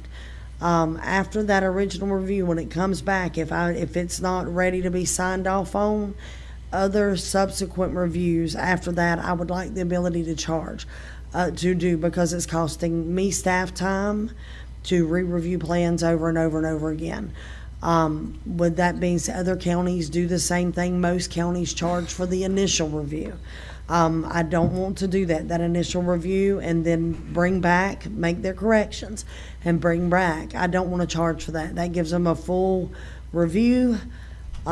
We give them guided instructions on how to make the plan where it needs to be, and then they'll return the plan to us. At that point, if we review and have to return it to them again, reviews after that is where I want to start charging. But I will bring it to you at the next board meeting because I don't have it on here. Okay. So, yes. Anything else you had written down, Ms. Jen, that we need to cover? I don't, Well, I mean, but here's the thing. yes, These are all discussions we need to have, and this is when we can have them. yes, sir. So that's why I was asking. Yes, sir. I would just like to say how proud I am of my county, my staff, every other department head, and everyone who comes together at that EOC, the sheriff's department. My property appraiser is doing damage assessment for us. The health department, again, all of our county everyone came together to make this happen. And again, when we work together like this and we do what we need to do for the good of the county, amazing things can happen. That's right. Yes, sir. Thank you, Ms. Jen. Let's take a 5-minute break. Okay.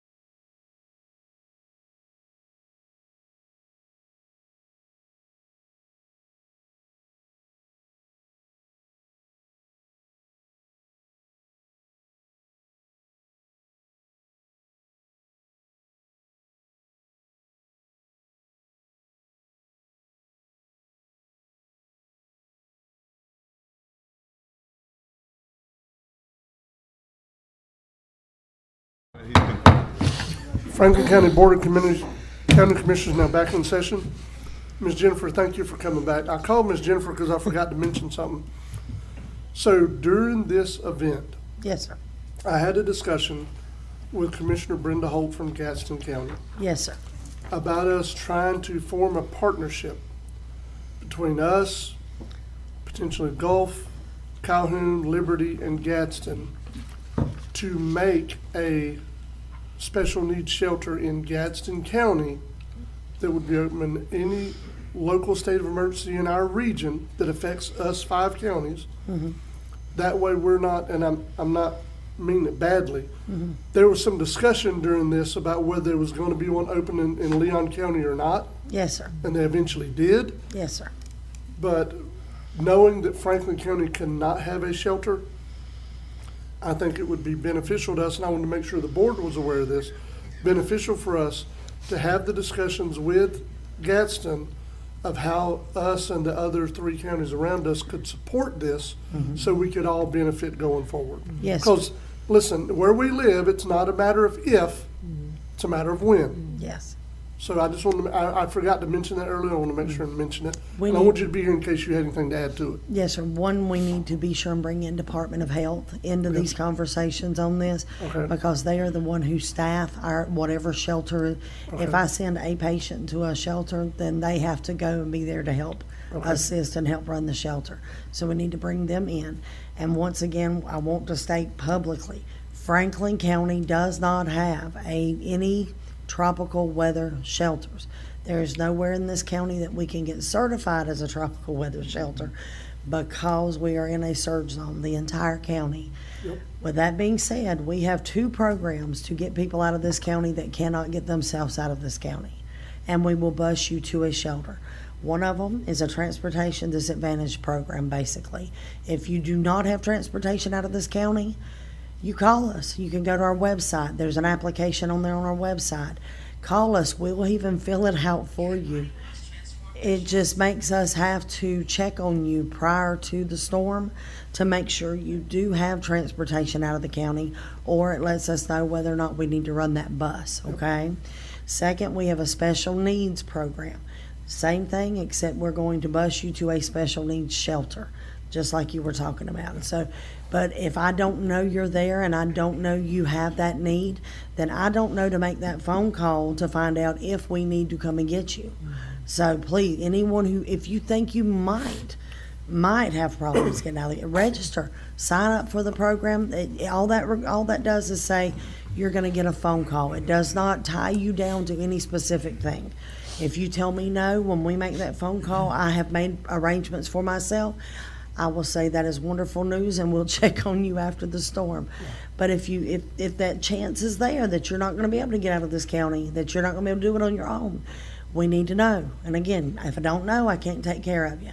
So, yes. But yeah, and so commissioners, if it does come anything out of this conversation, there might be a point that we would be bringing something to the board to support or to help try to get funding through either the legislature or a regional appropriation. I just want to make sure you guys are aware of that conversation. Yes, sir. Thank you, Ms. Jenny. Yes, sir. Thank you. Now you better run. Yeah, Mr. Howard Neighbors?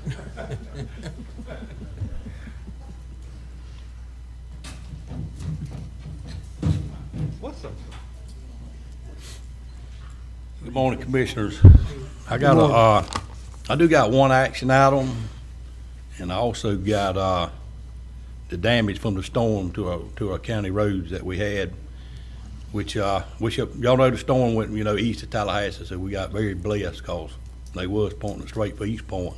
So, Yeah. but, I'm gonna start at Alligator Point and St. George Island, because that's the 2 places usually that always gets most of the damage. So, we have Chip Morrison, which is, had 150 foot washed out of pavement that we had to fix. And during a storm or anything, it takes a while to do this kind of stuff because you got to take pictures of that. Then you got to take pictures while you're digging the asphalt out. And then you got to measure how deep your hole is, how wide, how long. And then you also take pictures of the material and the loads that you put in there to fix that hole. So Harbor Circle, where the culverts was, got blowed out. That was basically from rain and maybe the storm surge too. Alligator Drive, before you get to the marina, we had between 569, 581, we had 100 foot of pavement washed out to the center of the road, which is, I can't remember that ever washing out, but it did. In our Ball Point, we had Grouper Street, Sailfish, Bass Street, we had 50 to 75 foot washed out at them 3 roads at the end of it from the storm surge. And a lot of debris was all over the road and stuff. We shoved it out of the road, we got it piled up. So whenever they get ready to move it, or whoever moves it, or we move it, or whatever. St. George Island, East Sawyer got washed out. Where the culverts is, it got blowed into, which we still got that road closed.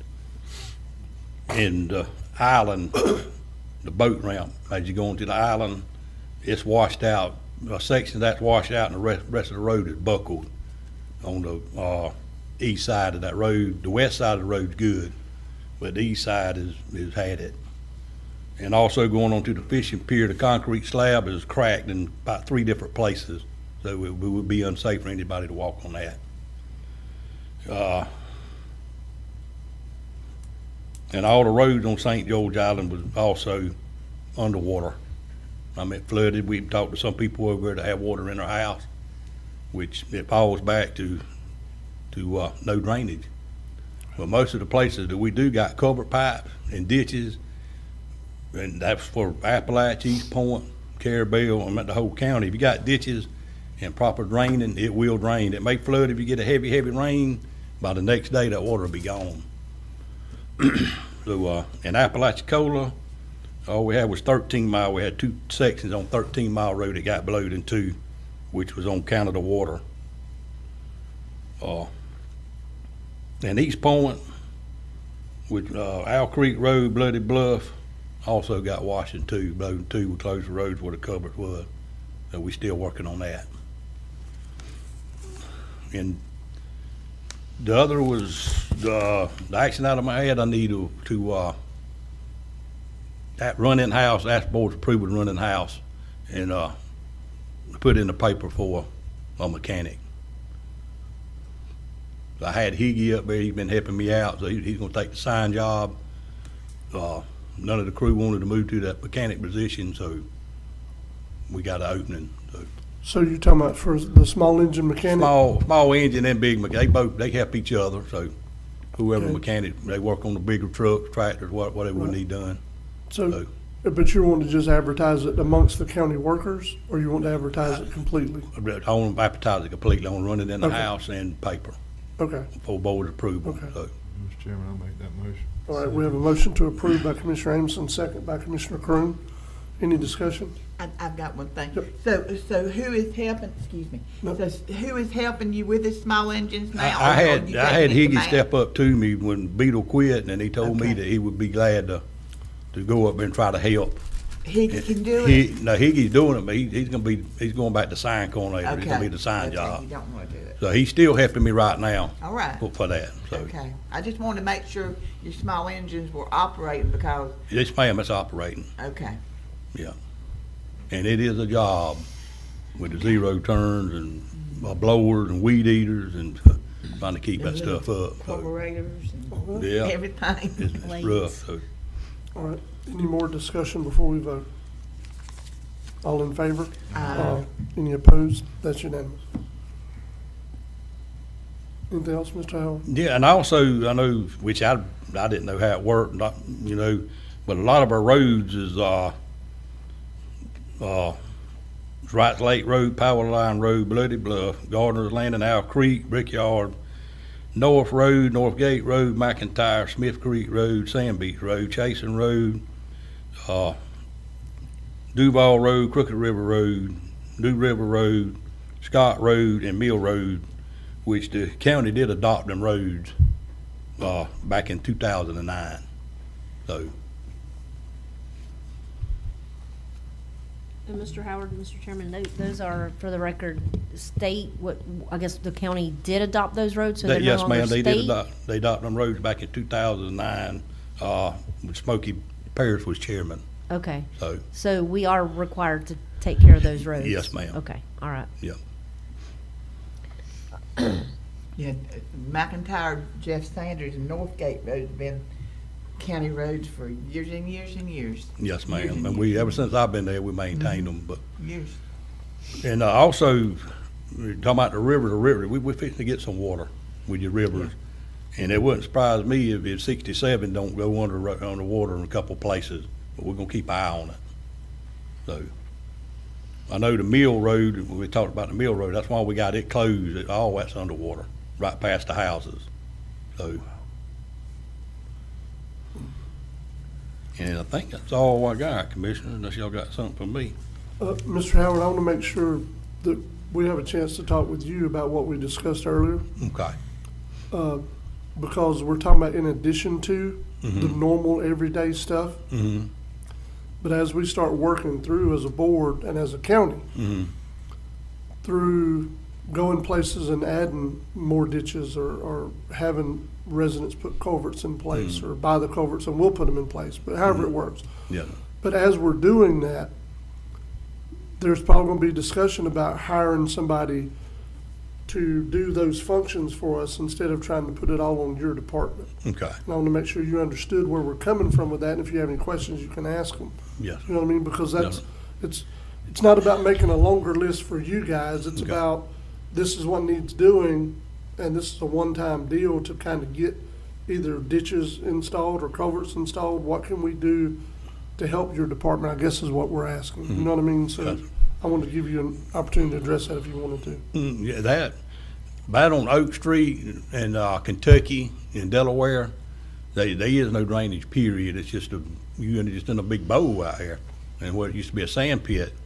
But to be able to either put pipes or anything, if you go there, go south from Delaware, you're going up a big old, I'm talking about a high hill, then it falls off into a bottom. But you're gonna have to have a settlement pond somewhere, which people live, that the county don't own. And you can't dig a ditch and just run pipes that way, because all that water, when it comes through, it'll blow 98 into out there. So we got a serious problem right here. Mr. Chairman, meeting past talked about culvert and stormwater drainage issues, and I was on the phone with Miss Virginia, and she pulled up an ordinance that the county does have currently. It was enacted back in 1995, and it does require a building permit. When somebody comes and a building permit is issued, they have to have what's called a driveway connection permit.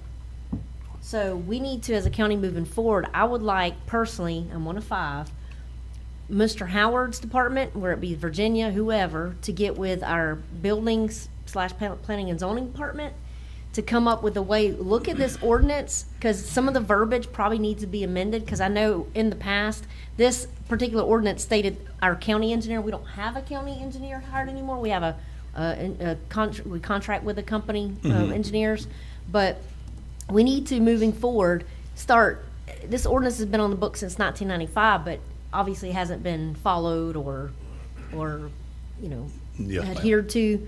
To nobody's fault, but I'm just saying, we've got to do something. We've got to do something. Any new house moving that they come and pull a permit, in my opinion, they also need to have a driveway permit. Now, whether or not we charge for those, because the way the process is now, you guys a person calls a road department, says they want a culvert, correct, or a driveway. Well, I think, excuse me, I think they've been telling some of them that go to get a permit to build or whatever, to get up with the county road department to see what kind of pipe you need, if you even need one.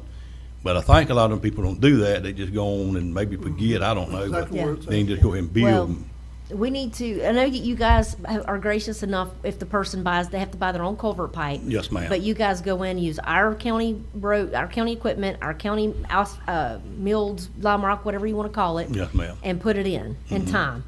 So whether or not we want to start charging for that and bring the money back, I know you and I spoke, and you're not an advocate for that, and I'm okay with that. But that's a discussion that you guys need to have, I guess, with the building department, because that could be money coming back to your department to mitigate that cost that So you you- guys incur. But that's something that has to be for moving on, and even the ones that are existing, we need to figure out a plan for the houses that are existing now that don't have a culvert, because that's a lot of our issues, as Mr. Howard just described. So the ordinance is in place. We may need to have our departments working together to review the ordinance, change it, amend it if we need to have a public hearing, because we've got to do something. And I agree, Commissioner, you got people right here that's got a 10-inch pipe, they move in here. Well, the people down the road been living here for years, got an 18-inch pipe. So what you got? You got water, 18 inches of water gonna pour into a 10-inch pipe, so therefore, hey, my driveway's blowed into, the county needs to get out and fix it. No, ma'am, y'all need to put the right pipe in there. So that's the problem. And to prevent the ones that get the permit, that don't call the county department for the culvert like they're supposed to, we have an inspection, we have a building inspector. They don't get a CO or anything until that culvert is in place and it's the proper culvert and everything's been checked off. Just like he goes and inspects the house, they need to inspect the driveway and the connection, the how it all works. And that I'm not gonna say it's gonna fix all the stormwater drainage problems we have in the county, but I think it's gonna help a lot. But I know we got right here in East Point, Lost Breezes, when they called when they was flooding, I said, flooding? Well, I go in there, guess what? 15 houses been built with concrete driveways from the county right away with no pipes. So. That's what I was talking about earlier, when we go back now to install a system over a house that's there. Yeah, we're gonna do battle with some homeowners, because we're gonna say, look, that's the county's right away, we're gonna install one, whether you like it or not, and we're gonna get argument. But what I'm hearing, Commissioner, which I like, basically, the building department will require a letter from the road department before you can even get your permit saying, this is what you need. And then it will be the building official's responsibility to make sure before a CO is issued, or as part of his inspections, that failed, that's not what they said you need, we're not moving forward with your project until you fix that. That's what I'm hearing, and everybody's good with that. That's my what it should have opinion. been. That's That's what my it should opinion. Probably I mean, should this have is, been, yeah. and you're I right. think Virginia, I don't see her on the line, I'm sure she is, but I want to thank her because She is. I was on the phone with her and she said, well, we have an ordinance. Of course, Municode, please. Municode, she was gracious enough to find it and, Yeah, you guys don't but, punish- but I didn't know, I knew we had something on the books, but I didn't know how it was punish me worded. again with Municode. But she found it, emailed it to me, and it is an ordinance that we've had on the books since 1995, Yeah. so. So, We just haven't been, like some ordinances, not really been I'll- here until. I mean, I'll review the ordinance, but that's the process I'll ask Steve to have his department follow henceforth until we can tweak the ordinance. you But know, I want if needed. Steve, Mr. Chairman, sorry, Michael, I'm I want sorry. Steve to work with Howard and or Virginia, because some of the verbiage in here, Needs to like be it's right tweaked. here, it says county engineer, well, we don't have a county engineer anymore, Yeah. we subcontract that out, but, and there's, Virginia. some other words, verbiage in here too. I don't know if she's on, if she wants to comment or not, but anyway. No, she just texted me. She said, according to the ordinance, building permit is not allowed to be given until the driveway permit, so yes. So I'll have Steve look at that ordinance and work with Virginia on it, Okay. and we'll move forward using it how it is now, and if the tweaks needed, we'll bring There it you back go. to the board. That sounds Well, good. And see, the thing that we've always said was, when you go in there to build that land up, you can't put your stormwater on somebody else's land, and that's what's happening. That's what's happening on 67 out there. Yeah. And it's bad, y'all, because it's the main feeder, Howard can tell you, it's the main feeder into that Crooked River down there. And you got people that live there, and they've piped it out, and they do need bigger pipes. They do have pipes, but they need bigger pipes because that's a lot of water coming through there. And so that's part of that mitigation that I was talking about. You talking about on Carlton Millender? Mm-hmm. Yeah, well, I talked to one of the residents yesterday, and I told him that he might need to talk to the county and see if he can give us an easement so we can actually put bigger pipes. I said, because until the county has a right-of-way there, we can't come on your property, it doesn't matter. I Yeah. mean, And a lot of people don't understand that, Mr. Chairman. we just can't, so. Yeah. Well, what it does out there on 67 where it flooded, there's a new place out there, and they have ran all their water to the county. I mean, they're open ditches running to the county. 267 did, yeah. Yeah, and what it's doing is it has flooded it out. So you And got because all that over there, because of the smaller pipe, all that has backed that up to where it's backing up on the road. That is a danger because it's right on that curve, right there at the church. And it drains all that swamp to the east Yeah, that's of right, 67 right. which goes through there, then goes under Salmon, Putnell Street, Sam- whatever. And see, It- Sanborn's getting, water Yeah. on the road. The culverts are backed up and they're running a mill rate.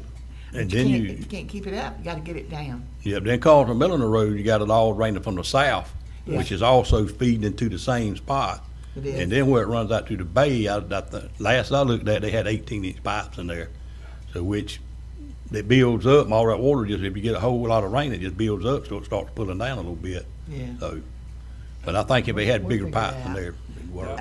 Commissioner, that's what we discussed earlier. That's what we need. Howard and the engineer working together. Yeah. There's simple fixes. We do it and that'll solve probably problems for many houses. And Mr. Chairman, on that same note, as we discussed earlier, when we do this FEMA mitigation that you mentioned in terms of what roads in our district, nobody knows anything better than Mr. Howard and his department about what roads need to be looked at and what don't. Yeah. I mean, they deal with them on a daily basis, and you've been road department supervisor for many, many years. So you've seen the change from what used to collect water and no drainage to what Yeah. happens now with more drainage, more or less drainage. But if you don't mind, throw be involved in that conversation too. And I can answer that question too for all the water. It's just, you got so many people move to Franklin County, they behind a lot of your land up building, which that's the areas that a lot of your water used to run off to settle. So they buy that, build it up, and there you are, with all that water, nowhere to go, so. Well, again, Mr. Chairman, thank you for you and y'all's department for what y'all done. I know You I will- was heading home from the jail the other day and passed Mr. Howard on a Sunday afternoon, so he was Yeah. going to the office and They be at Lanark. so. Coming from Lanark, dealing with Kentucky and Delaware. We need to take a day off. All that flooding, but, yeah, and that's another thing, we had like 11, 12 people that stayed, and, the crew, and come Friday morning at daylight, we was on the roads, and we got a staging area in Appalachia we meet, we got one at East Point at the shop, then we got a staging area in Carabel, and everybody meets there at daylight, and then we go from there. So they know what to do, and like I said, the major places, we know where the major places is gonna wash out, so that's what we hit first. Anyone else have anything for Mr. Howard? I do, Mr. Chairman, Right. and I'm not gonna sit here and beat a dead horse, but I think the main problem in the past that we've had is that we've allowed the residents to dictate how the county maintains our right-of-ways. And that's gotta stop. I mean, I'm gonna take some heat for it, but if you've got this resident down here that don't want their ditch dug out, but it's backing up into everybody else, and it's preventing the flow, if that man right there, who's the head of the road department, says that ditch needs to be cleaned out, clean it out. We gotta quit allowing residents to dictate how we maintain our right-of-ways, That's right. because it has an adverse effect on other residents. I mean, we're sitting here catering to one that has multiple effects on multiple other residents. That's one thing I have seen, but I'm gonna tell you this. I spent 2 days on a four-wheeler after the storm, me and an 8-year-old, and we were doing nothing but riding around looking at ditches and seeing stuff. Tuesday, I was supposed to have a meeting with an official from the railroad to discuss those railroad ditches, because they hadn't been maintained in 20-something years. And I know this affects my district, I'm just letting y'all know. I have reached back out. We're gonna try to either do it Friday or possibly next week, whenever schedules work. But I took the time and I rode that whole railroad back to Tilton. I was expecting to see a county sheriff's deputy on Tilton Road over there on Teats Road, because, well, you ain't supposed to be in there, but I was. But I'm telling you, there's beaver dams in there. That road, that whole railroad, it was built through a wetland. So they've dug ditches and they built it up and they got a railroad there. What they've done is it's stopped the natural drainage, but that's where the ditches are there to compensate, to catch that water and take it somewhere. Well, it hadn't been taken care of in so long. It's derelict, it's abandoned. They need to either give us a right of way to or an easement to it, or either they need to maintain their easement. So that's the discussion I'm gonna have with them down the road. And I will tell you this, you guys have done a phenomenal job. Now, I'm not gonna lie, I have called hell for a month about water in yards. But I will say this, after that 20-something inches of rain that we got in one day, and people please understand, some of this is an act of God. I didn't realize until that 20-something inches of rain that I got this magic wand when I got elected that could part the skies. But I will say this, people's yards, I've got videos, I've got pictures, their yards was flooded. Within 2 days, their yards was dry. Now, the ditches have water. Yep. But that's what the ditch's function is to have that water and alleviate, take it out of your yard. Yeah. And I'm gonna tell you, y'all done a wonderful job out there in my district. And I rode out there right after the storm, and I had some phone calls the day after the storm, I mean that morning, about water in their yard. And in 2 days, or one day actually, I went back just to look, that yard was dry. So that tells me that what y'all done is working. But it goes back to what I was just saying previously. We've got to, as a county, have your back whenever you say, hey, this ditch needs to be cleaned out. And if that resident has an issue with it, then we're just gonna have to shoulder that burden and have that discussion and say, hey, look, this has got to be done. The road department deems that this ditch needs to be cleared, this right-of-way needs to be maintained a certain way. We got to maintain our right-of-way. But that's all I got. But a wonderful job, because like I said, outside with the exception of that one individual that's holding water, which and again, I seen you at almost 6 o'clock last night with Northwest with water management official. And they were pumping this morning between 4, and when I got here, they were still pumping. Yeah, they got here about 4 this morning, 4:30, so started pumping. So, but we got to check that area to make sure that didn't do stop ups nowhere. You know what I'm saying, or nothing at the end of the cover to make sure nobody don't flood. But which I don't think they won't. But and another thing on the storm and all, a lot of people don't realize what you told them. Like you said, 20 inches rain, 15 inches rain. You got a storm coming, what's that do? It pushes all your surge in. So therefore, ain't but half of your water draining until that surge pulls out, and then when it pulls out, that water goes. So It's not stopped up. I'm gonna tell you this, on my 4-wheeler ride, or one of my rides, I'm sitting there looking at the ditches headed to the river, and they were just gurgling. The big pipes, right there on Bluff Road. You could have thrown a small child in there and he'd been, he was gone. But my thing is right when I left that, I rode downtown, and you got water sitting there under the bridge, and I'm thinking to myself, just as soon as that, unless this tide changes, it's fixing to stop flowing like that. Yeah. I mean, there's so many variables to that. Yeah. But the thing about it is that, and I have water in my yard. I'm not going. Everybody did. It happens. But the point I'm trying to make is that you might have had water in your yard that day, but the next day and the day after, your yard was dry. And we live where we live. Yeah. We've all lived here our whole lives. We know what we got. You go out there with a shovel, dig down about 6 inches, you hitting water. And that's on a dry time, And I just want to commend y'all, because that certain area that we're talking about, I've been keeping an eye on it. I think a lot of it had to do with us cleaning those airport ditches out. Yeah. There's been a lot of flooding issues that was avoided over the last couple of years, especially with what we just went through this past month with the amount of rain. We may not see that for another 5-10 years. We don't know. And we not will see it next week. I don't know.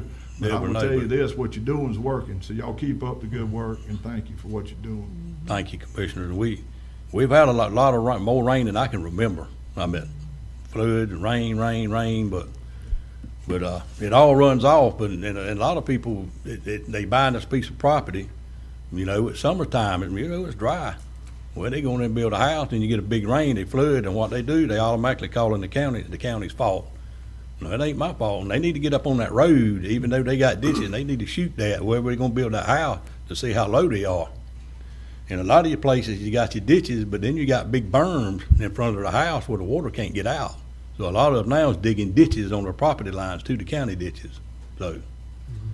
Mr. Chair, Mr. Neighbors, I know majority of my district is within the city limits, but yes, sir. Whenever I call you, you always show up and you always take care of it. Yeah. In conjunction with the city, so thank you.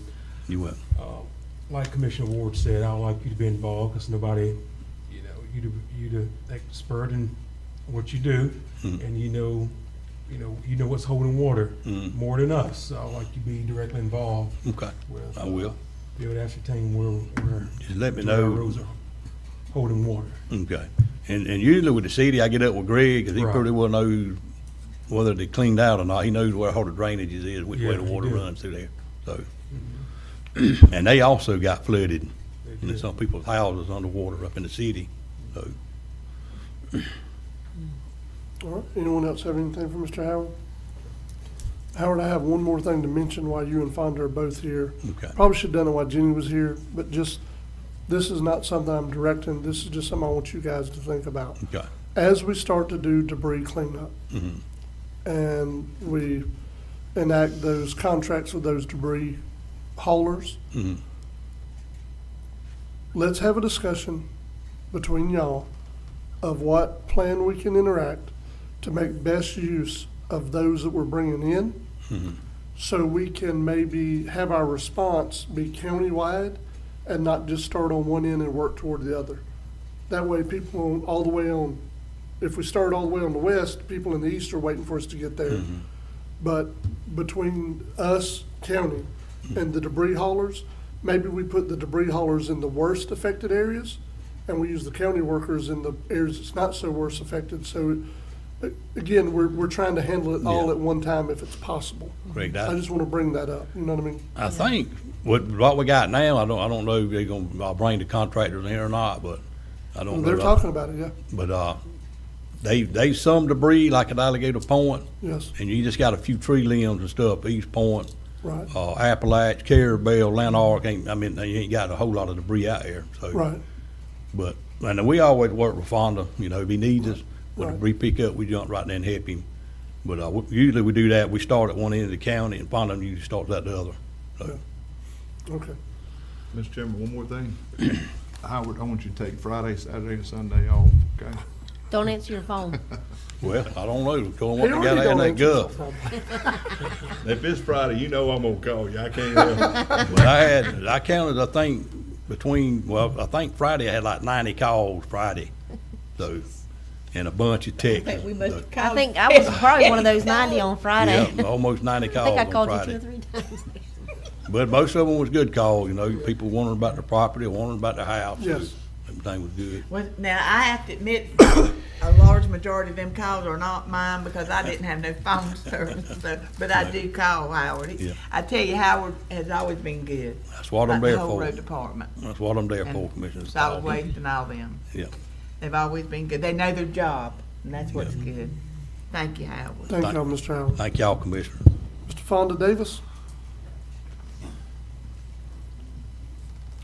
Solid Waste Director, Good morning, Commissioner. morning. Good morning, I do Fonda. not have any action item for you this morning. Just let you know that we getting ready to start the debris cleanup. Again, like Jenny and Howard said, giving chance for the residents to put it out. And hopefully on Monday, we get started picking it up. Sounds good. I want to thank Fonda.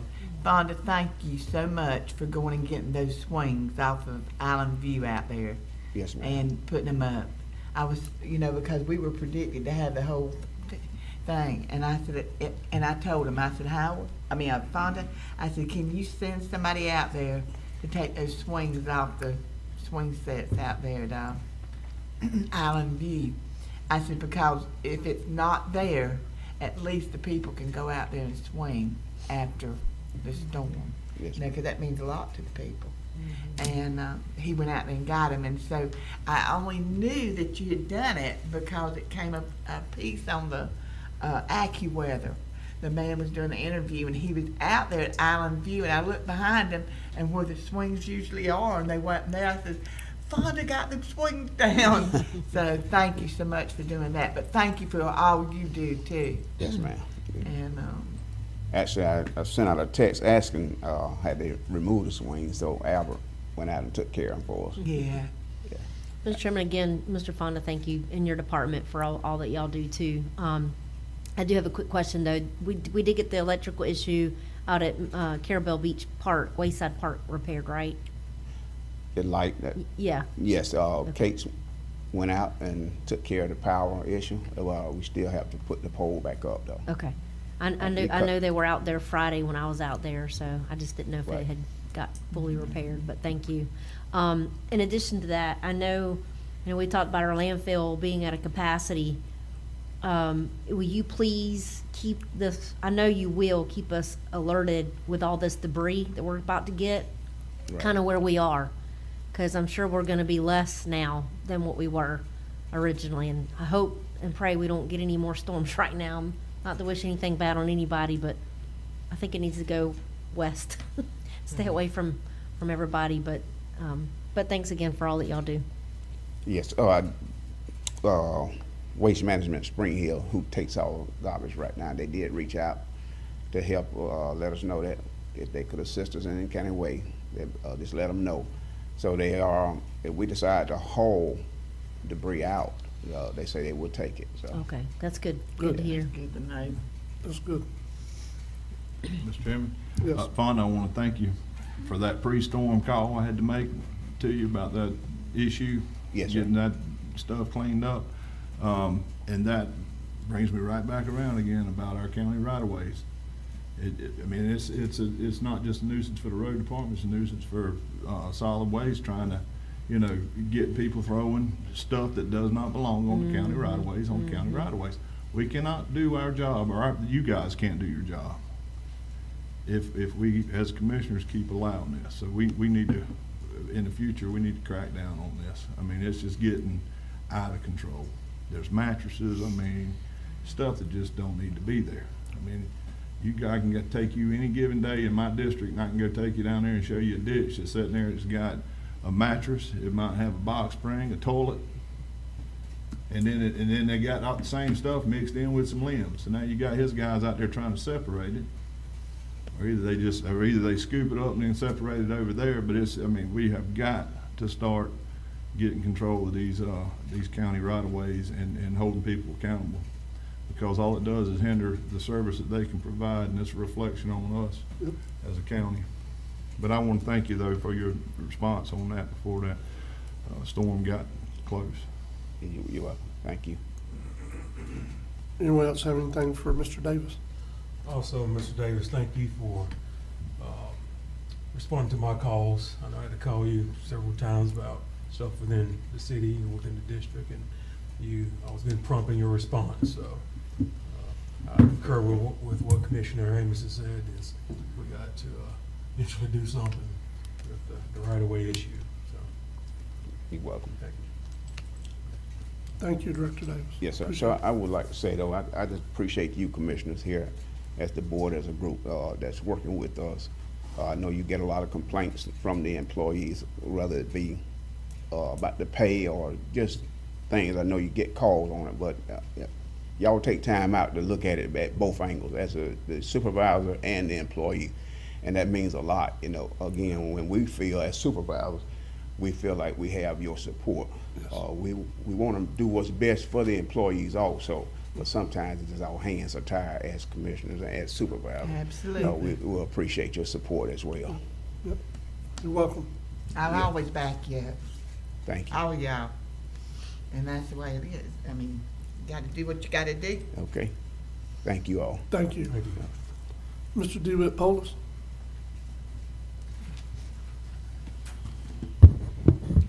Morning, Commissioners. We didn't have any, wasn't able to get a report in because it's a busy day and night, but just some information items.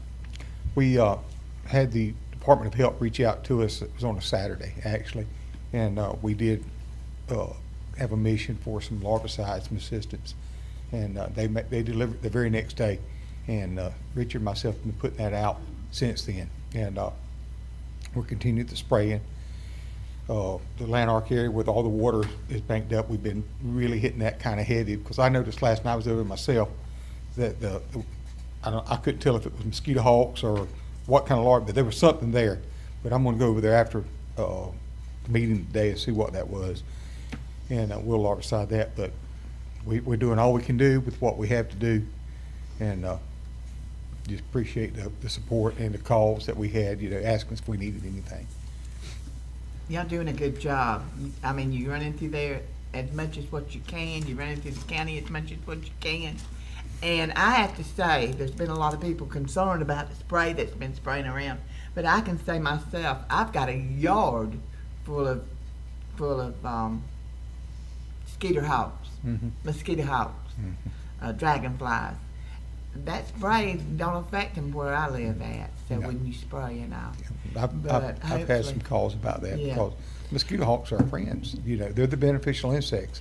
And that's the reason I explain to people the science behind the spray and the droplets and stuff. And after you talk to them, they understand. Yeah. That's the reason we put out the amount we put out, because we don't want to affect the beneficial Yeah. insects. But I want to say I appreciate your time that you've taken because y'all been doubled up on it. And I think that had you not done that before, we would be in a worse shape now with the mosquitoes and stuff as it is. And I personally want to thank you for doing that main ditch right there. I think Dusty and them, or Dustin Putnell and them, helped you with that in Carabel, you know, what I was talking at Yes, the ma'am. last board meeting. So that helped some. Although it can't help too much because the water level is still high, it helps to have that ditch clean. Yes, it does. Thank you. Mr. Polis, while we're still here, on the west side of Gilbert Street, where it's part of Indian Creek, Mm-hmm. so under Gilbert Street, I think we have two 36-inch culverts. It still doesn't really drain like it needs to be. I don't know if there's something in the culvert. I don't know that. I don't know if it's stuff grown up over time in the culvert that needs to be cleared out, or if it's the area going to the west that's grown up. But if there's any area we can get to whenever we have time, all those residents on Tallahassee Street almost get water almost back to their doorstep every time it rains like this. I don't know if I know stuff's flowing at Indian Creek, and that's something I'm gonna talk to Miss Erin at a separate time. Really think we need to try to get a permit to dredge Indian Creek, because I think when it does get to Indian Creek, the creek has dried up so much or has gotten so full that it's kind of stopping there under North Bay Shore. So that needs to be dredged and made deeper where the water will continue to flow when it does get there. But if that's an area we can look at, we do need to look at it when we can. Yeah. Commissioner, I did go out and look at Gilbert Street, and on the east side of that pipe, one of those pipes, I think we either I want to say the East Point Water and Sewer or Yes. the road department has cleaned that pipe out where it was stopped up with beavers. And there was a piece of the bottom of the pipe, the water pressure had pushed it up, the one on the north side of the Yeah. two pipes, and it was blocking. It was still flowing. Yeah. It could have been flowing a little harder. Right. But that's something I had talked to Howard about, and we was gonna look at that. Yeah. When it gets dry enough, we might do get down there and cut that excess piece of pipe that's coming up Right. from the bottom up, or I don't know if Howard might want to even replace it. I don't know. Also add some debris in front of it. Yes, it Right. did. But it was flowing hard, but the ditch, going from the ditch west, where it cuts through those woods, we have cleaned, actually went in there with a mini excavator this year and cleaned all the way up as far as we could get at that point through the woods. Right. And, but from there on, it's just kind of a natural drain. Right. And I don't know, other than getting a permit, find out who owns the property Right. and just cut that all the way through to Indian Right. Creek. I don't know what that would entail, Right. but it definitely needs Okay. a little better drainage If there. it ever gets to the point of drying up enough, I'd also like for Okay. y'all to look at on the eastern side. I know you dig ditches so the water can go to it, Mm-hmm. but one of the things also affecting that particular area is it's actually the ditch is dug down deeper than the bottom of the pipe. Mm-hmm. So it's kind of backing up before it ever gets to the pipe, if that Mhm. makes any sense. Yes, it does. In some instances. Yep. Because everything around it's been dug so deep that it's starting to actually fill up behind their houses before the pipe ever starts. It ever engages the pipe is what Right. I'm saying. Mhm. So some of that might actually need a little bit more material put back in it to encourage it to go to the pipe. The road department Just- has done that yeah. previously, had to put material back. Well, I know that, but time washes it away, you know what I mean? So Mm-hmm. Yeah. just thank Yeah. y'all for looking at that. Yeah, absolutely. Anyone else? Mr. Polis, Yes, sir. out of curiosity, how many trucks do you have running in the evening? In 4. the county? I have 4 trucks that we're running 5 nights a week. Okay, Yep. good. I know I spoke with you a little while ago, but I had a couple people reach out to me about if y'all was spraying in, my district or whatever, and I said yes. And I remember sitting at my dining room table last night, going over the agenda, and I heard the truck coming through. But just ask for them to, like I said, be patient with us. Yeah. Anytime somebody calls you, makes a complaint or something, if you just let me know, I'd be glad to go out and meet with the people or call them and get their information. But, we have had a lot of issues this particular summer with the trucks, and I brought the board's attention. But hopefully, very shortly, we'll have the new trucks, new sprayers, all the new software, and next year it'll be we've been a little bit inconsistent because the trucks, like last night, I had a call from Levy. He was in Apalachicola. I was in Lanark. He called me, hey, my sprayer's quit. The wires come loose, and I don't like for them to get back there and mess with it because they're not familiar with it. So I left Lanark and met him in East Point, and I got out and got the truck fixed and sent him back. And by that time, it's 10 o'clock, so, he had only a couple hours that he could actually work. But yeah, I think things will be a little bit more consistent. We get the new equipment and all that stuff running. It's been a nightmare this year. It really has. But it's no fault. It's just one of those things. Stuff wear out. You never know when that's going to happen. So. Mr. Chairman, we had this discussion during the break. Mr. Polis, you're getting 2 new trucks with sprayers? 3. 3. 3 trucks, 3 sprayers, and the software has been a big issue this year. The software we have is no more, not supported anymore by the company.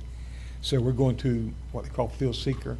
And it's I think Howard might be able to utilize some of this software with his, what he does. So, but yeah, it's the software, the trucks, the sprayers, stuff is going to make life a lot easier next year. Mr. Chairman, let's keep in mind, we have a 70-mile wide county. Yeah. That's not including all the side roads that these guys go down. And girls, you don't have any girls in your, Miss Virginia, but they go up and down these roads. I mean, it's one thing just to cover the whole county, but to go down literally each road in this county is a daunting task. And those trucks, I mean, they've been through it, and these guys, I know, work hard to do it. And thank you for everything that you and your crew does. I appreciate it. I hear the mosquito truck at my house quite often. I know we've had people complain in the community about the spray and the damage, or I should say, killing butterflies and other insects, but we've already discussed that doesn't happen, and we're required by Department of Health for certain things too. But I'm glad you'll be getting those 3 new trucks. Me too. Mr. Chairman, let me ask, and I know, again, being proactive here on this deal, following Commissioner Ward, Commissioner Kroom, what they've said, I know today is day 1 of the new fiscal year. Mm-hmm.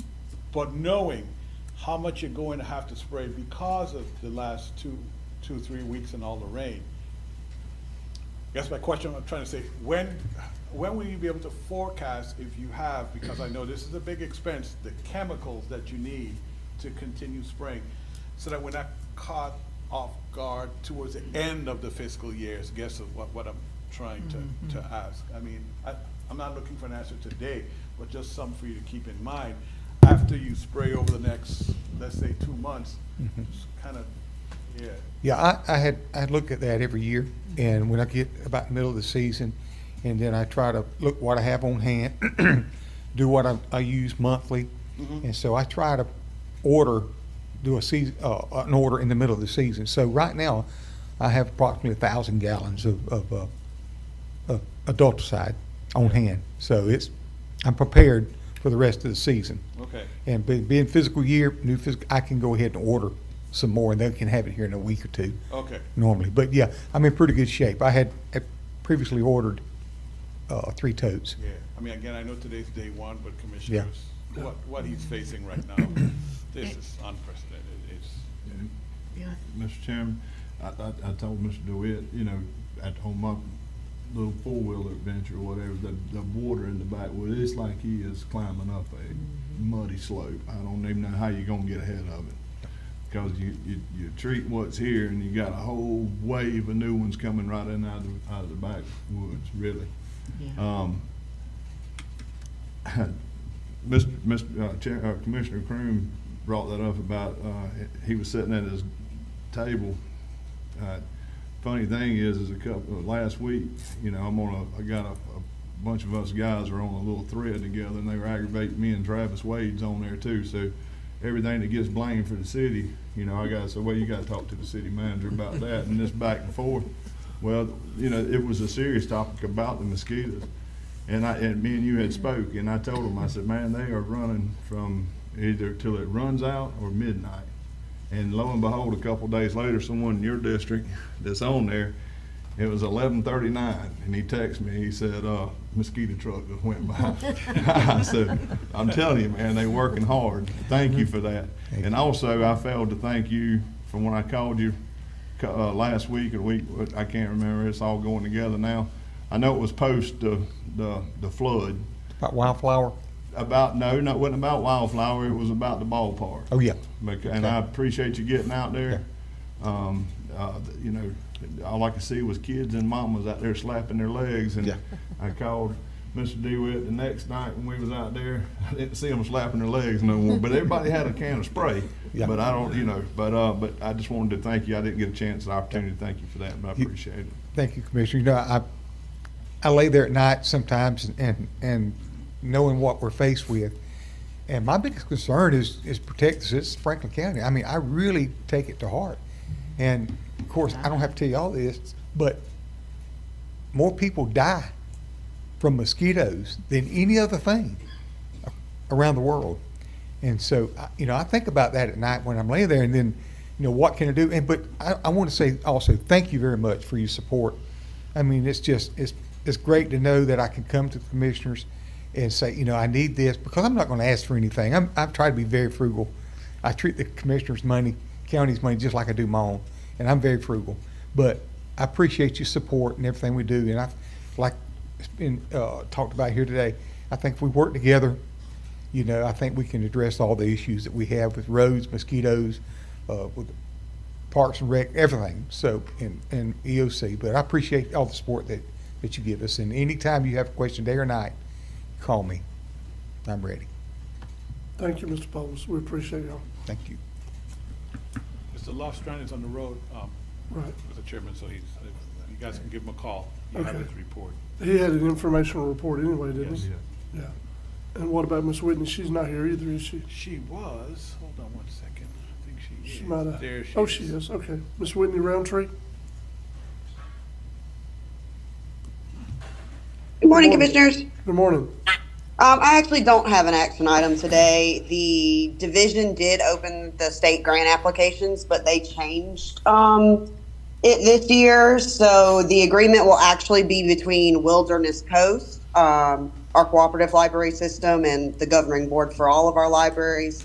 They'll be the ones to facilitate the application this year, not the county. Okay. But everything, as far as I know, will work exactly the same. This is an annual grant. We apply for it every year with the state, and it helps offset some of our operating and maintenance costs.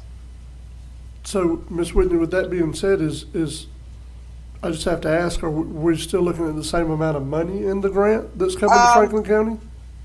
I don't know yet, and they are actually still in it hasn't been finalized yet. They said they could still make changes while we're doing it. It's been real kind of hush-hush. We've been asking questions and not getting a lot of answers. I'm not really sure what's going on, and whether or not everything's been fully funded for the upcoming year. Okay. You know, we just received our check for last year, several months late. So there's some stuff going on at the legislative level that's kind of putting things behind. What is that normal amount, Miss Whitney? Sorry? What is the normal amount of that grant? Last year we got around, I want to say 72,000 in that area. Okay. And I think it was 70 the year before. Okay. So to the best of your ability, just keep us appraised on the subject. You know what I mean? As you Yeah, guys we just let will. us Yeah, know. we're all nervous. Yeah, I understand. Okay. And other than that, we've got a lot of diverse programming going on at the library this month. We have a presentation by an author and historian regarding pirates of the Florida West Coast. We have an animal show. We have the Dancing Wishes at the end of the month. So we just encourage everybody to check the calendar and come visit the library. Sounds good. Commissioners, y'all have anything for Ms. Roundtree? Ms. Whitney, thank you for everything you do. And again, keep us appraised on the grant situation. Yeah, like I said, the process is pretty much the same. Just that paper that you usually sign, The chairman of the Wilderness Coast Governing Board will sign it now instead, so Okay, thank you, Ms. it's just Whitney. a little minor change. Yep. Yep, appreciate you. Thank you. All right, Mr. Brown, we're gonna open some bids. Yep, I'll ask Erin to jump in here and explain what these bids are. As I understand, she said we don't actually have to open them. There's no amount. Basically, I just need to name the company Okay. and maybe their address. There's no bid bond with this. It goes to review committee, which will be myself, I believe, Mrs. Courtney Bankston and Ms. Kim Raffield. Okay. And Erin will supervise do our tallies, and then forward that back to the board at the next meeting for your recommendation. Mr. Chairman, can you elaborate a little bit on why we're doing this? Yes, I'll let Erin do that. Okay. And Because while I know the public's gonna be like, well, don't we have, isn't that what Aaron does already? I just want to make Yes. the public aware of why we're doing this. Okay. Yeah, commissioners, this is actually auxiliary support. So it's basically a consulting firm for financial and grant administration for state and federal grant opportunities. So this is actually the services that are currently provided by Ms. Tracy Busby of the Management Experts. Her prior contract had a certain time period, and so after that expiration of that time period, we are actually required to go out for solicitation again for the same services.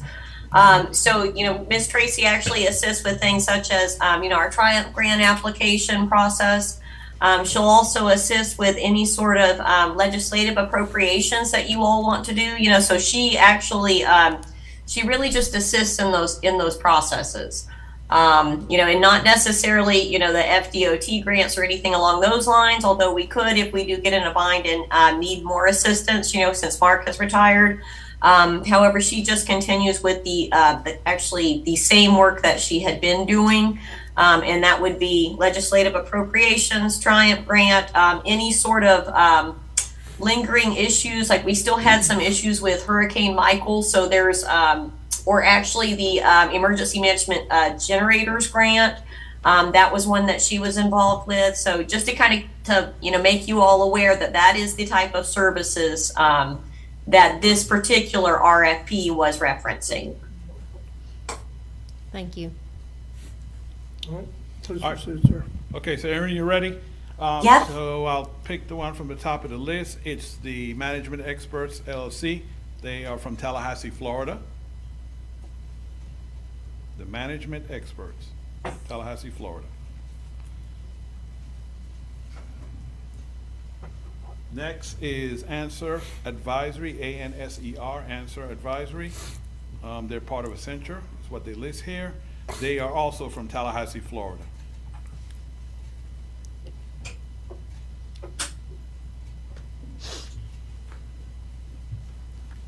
And the third and final is Metric Consulting. And I do not, It says here Panama City. Panama City, yes, I'm sorry, 26 Jenks. Yes, Panama City, Florida, Metric Consulting LLC. All right, and you're saying we don't actually need to open them? No, Erin says we do not because it's something that will go to the review committee and be ranked and sent back to the board for approval. Is that correct, Erin? That's correct. It's primarily the respondents. So just to actually read, who actually responded to the solicitation. I make a motion that we take these applications and send them over to the committee and have them come back with a recommendation for this board to make. All right, so we have a motion to approve that action by Commissioner Sanders, second by Commissioner Amison. Any discussion, commissioners? Seeing none, all in favor? Aye. Any opposed? That is a 5-0 vote.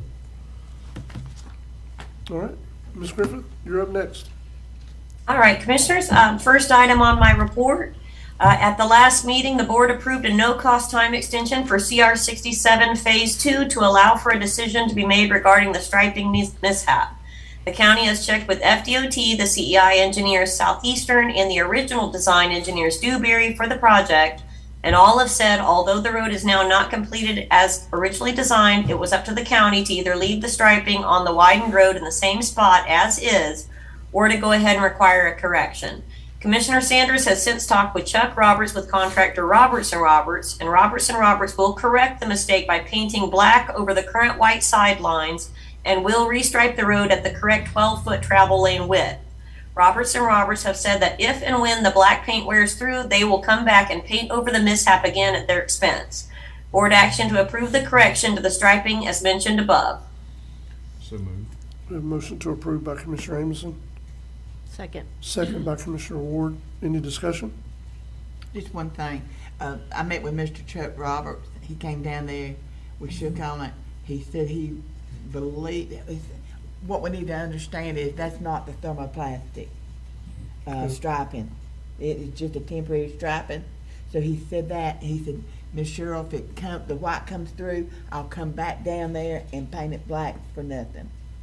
So, I mean, it needs to be the 12-foot lanes because that's what the trucks need. Yep. So that's the reason why I went ahead, and we'll just see how it works out. There you go. No, no problem. Any additional discussion? All in favor? Aye. Any opposed? That's unanimous. Okay, Commissioners, next action item number 2, at the start of each new fiscal year, after adoption of the county's budget, the Florida Department of Health submits their core contract for approval. There are no changes in the new core contract from the last year's contract. The fee schedule for the Health Department is also attached for reference. Board action to approve the 2024-2025 core contract for the Franklin County Health Department. So move. Have a motion to approve by Commissioner Ward, and it is seconded by Commissioner Sanders. Any discussion? If you had questions, Sarah was on the line if you had questions. Yeah. Do you have any questions, Commissioners? All in favor? Aye. Any opposed? That's unanimous. Okay, Commissioners, next action item number 3, the attached Phase 1 grant award agreement is scheduled for approval by the Triumph Board at their next quarterly meeting on October 15th in Pensacola. The Triumph Board approved the county's grant application for the First Responder Communication System at their May 29th meeting in Milton and the term sheet at their August 22nd meeting in Panama City. In past events, state agencies and local law enforcement relied upon handheld VHF radios from local first responders to ensure interoperability with communications, with dispatch serving as the bridge between the two systems. The existing system is vulnerable as there are no redundancies should one part of the existing system become disrupted or damaged. There is a lack of connectivity due to remote and heavily forested areas. It's approximately 85% of Franklin County is publicly owned state or federal forestry lands. For example, the area up Highway 65. The communications are not secure and encrypted, and first responders are not able to directly communicate from all agencies. This delay in information or no access to direct information during an emergency jeopardizes the safety of personnel, visitors, and residents. The Phase 1 award of $750,000 with a cash match requirement of $25,000 will provide funding to procure a professional consultant to evaluate the current system, identify options for the upgrade, and assist with the procurement and vendor selection process. The same consultant will also oversee the installation of the equipment and the training of the first responders during the later construction and implementation phase of the system, which will also include the construction of multiple radio communication towers. Board action to approve and authorize the chairman to sign the attached grant award agreement and to authorize staff to travel to Pensacola to accept the award on the county's behalf. So move. Second. I have a motion to approve by Commissioner Ward, and it is seconded by Commissioner Amison. Is there any discussion, Commissioners?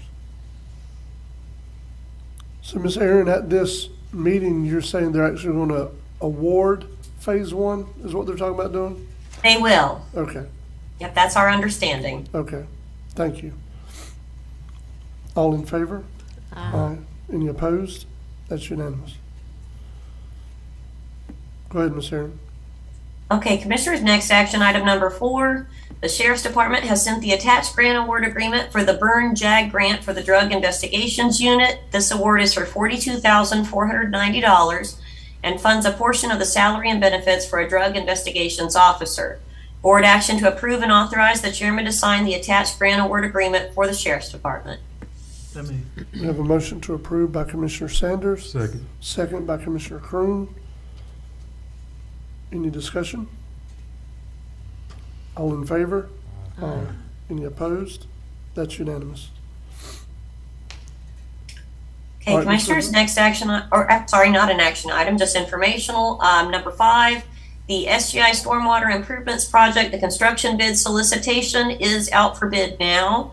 The batting cage solicitation for DW Wilson and Kendrick Sports Arenas will be advertised beginning next week.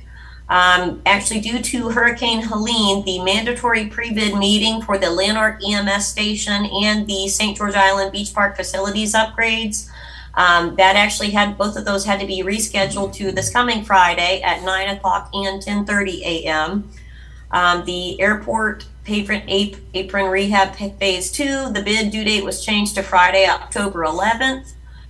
We also had CEI services for SGI Stormwater. That bid due date was also changed to Monday, October 14th. And the SGI Fishing Pier and Boat Ramp Access Road is temporarily closed due to the additional damages from Hurricane Helene. I do have a late add item, which is number 6, requiring board action, which was mentioned earlier. At the budget workshop, it was noted that the property appraiser's office was going to request funding from their budgeted line item in the capital outlay fund for 1 additional new workstation and additional flooring not being paid by courthouse maintenance. The estimate for the new workstation, based upon state contract pricing, is $1,903, and the additional flooring replacement will be $6,836.30. Board action to approve the attached quotes for the property appraiser's office to be paid by the property appraiser's funds in the board's capital outlay budget. Okay, before we take a motion, I would like to call for public comment, if anybody wants to comment at this time. Is there anybody attending online that is outside of our warehouse, Mr. Morone? I can't see it. It doesn't look that way, but anyone attending via Zoom would like to comment, please indicate so by raising your hands. No hands raised, Mr. Chairman. Okay. All right, pleasure of the board. So move. All right, we have a motion to approve by Commissioner Ward, Second. second by Commissioner Croom. Any additional discussion? All in favor? Aye. Any opposed? That's unanimous, Ms. Herron. Okay. And Commissioners, I also want to mention that the county equipment auction will be held the morning of the fly-in event on November 16th at the Franklin County Airport in Apalachicola. I will be circulating an email out to the departments as they will need to submit their auction items in the next few weeks to be able to be included in that auction. But from what we understand, there'll also be several other governmental agencies involved in the auction as well. So it should be a pretty good event. Sounds good. Anyone have any questions for Ms. Griffith? Mr. Chairman, I do. Aaron, in terms of the batting cages or the upgrades to Kendrick Park, I got a text from someone. Is it just the batting cages that they're upgrading at Kendrick, or are y'all getting bleachers or a scoreboard? Because that was what was particularly asked, was bleachers and a scoreboard. Yes, there's actually, those items we actually don't have to go to bid, so that it won't be quite as long of a procurement process. And then we also plan on doing actually some pickleball courts as well at the other 2 locations. But, you know, we're kind of waiting on the bids to come back for the St. George Island pickleball court before we proceed with that. Thank you for the clarification. I knew we were doing upgrades. I just didn't know specifically what each one we were doing, so thank you. Yeah, I got them to contact Lee Sheridan. She's over the youth league, and this is what she said that they needed. But I was glad to see that we had to go out to bid for that, but that other stuff we can probably just do get it. without having to go for bid. Good. Ms. Aaron, 2 items I have for you before we move on. One I've already mentioned, and I don't know if you were listening in. I don't know what it'll take, but we need to pursue a permit to be able to dredge Indian Creek as part of the drainage problem for Indian Creek. Because I went and looked at it after the storm, like some of the commissioners were talking about, looking at stuff when all the water's in place. And water was getting to Indian Creek, but it was trying to boil out so fast, it was almost like it was trying to push against it, because the creek itself on the water side is so filled in, it was hindering the flow of the water, if I can say it. So I know that'll be a longer process, but that is something we need to pursue. And talking to Miss Jenny Devlin at the EOC during the middle of this activation, we discussed at pretty good length some of the issues we've looked at historically with the road that goes to the boat ramp on the island. And I've asked her to get in touch with you. She might not have done it yet, but that's fine, she will be. about a different way to approach it, because as I understand it from talking to you and to her, every time we've submitted for FEMA post-Hurricane Michael, they have denied that claim on that road. The opportunity for either the county to fix it or to fund it, they've continually denied it. We're looking at, I think the ask was right at $1 million is what the engineer came up with to do it properly and to mitigate it where there won't be any problems in the future, hopefully. So if you would, just, if you don't hear from her in the next couple of days, try to get in touch with her about Okay. that. Okay, So, will do. That's, just wanted to mention it to you. And it's unfortunate too, because we had actually, just got that road, back online after Hurricane Michael and then Hurricane Idalia. Yeah, we didn't get to enjoy that that nice asphalt for very long. No, we didn't. Mr. Chairman, Yes.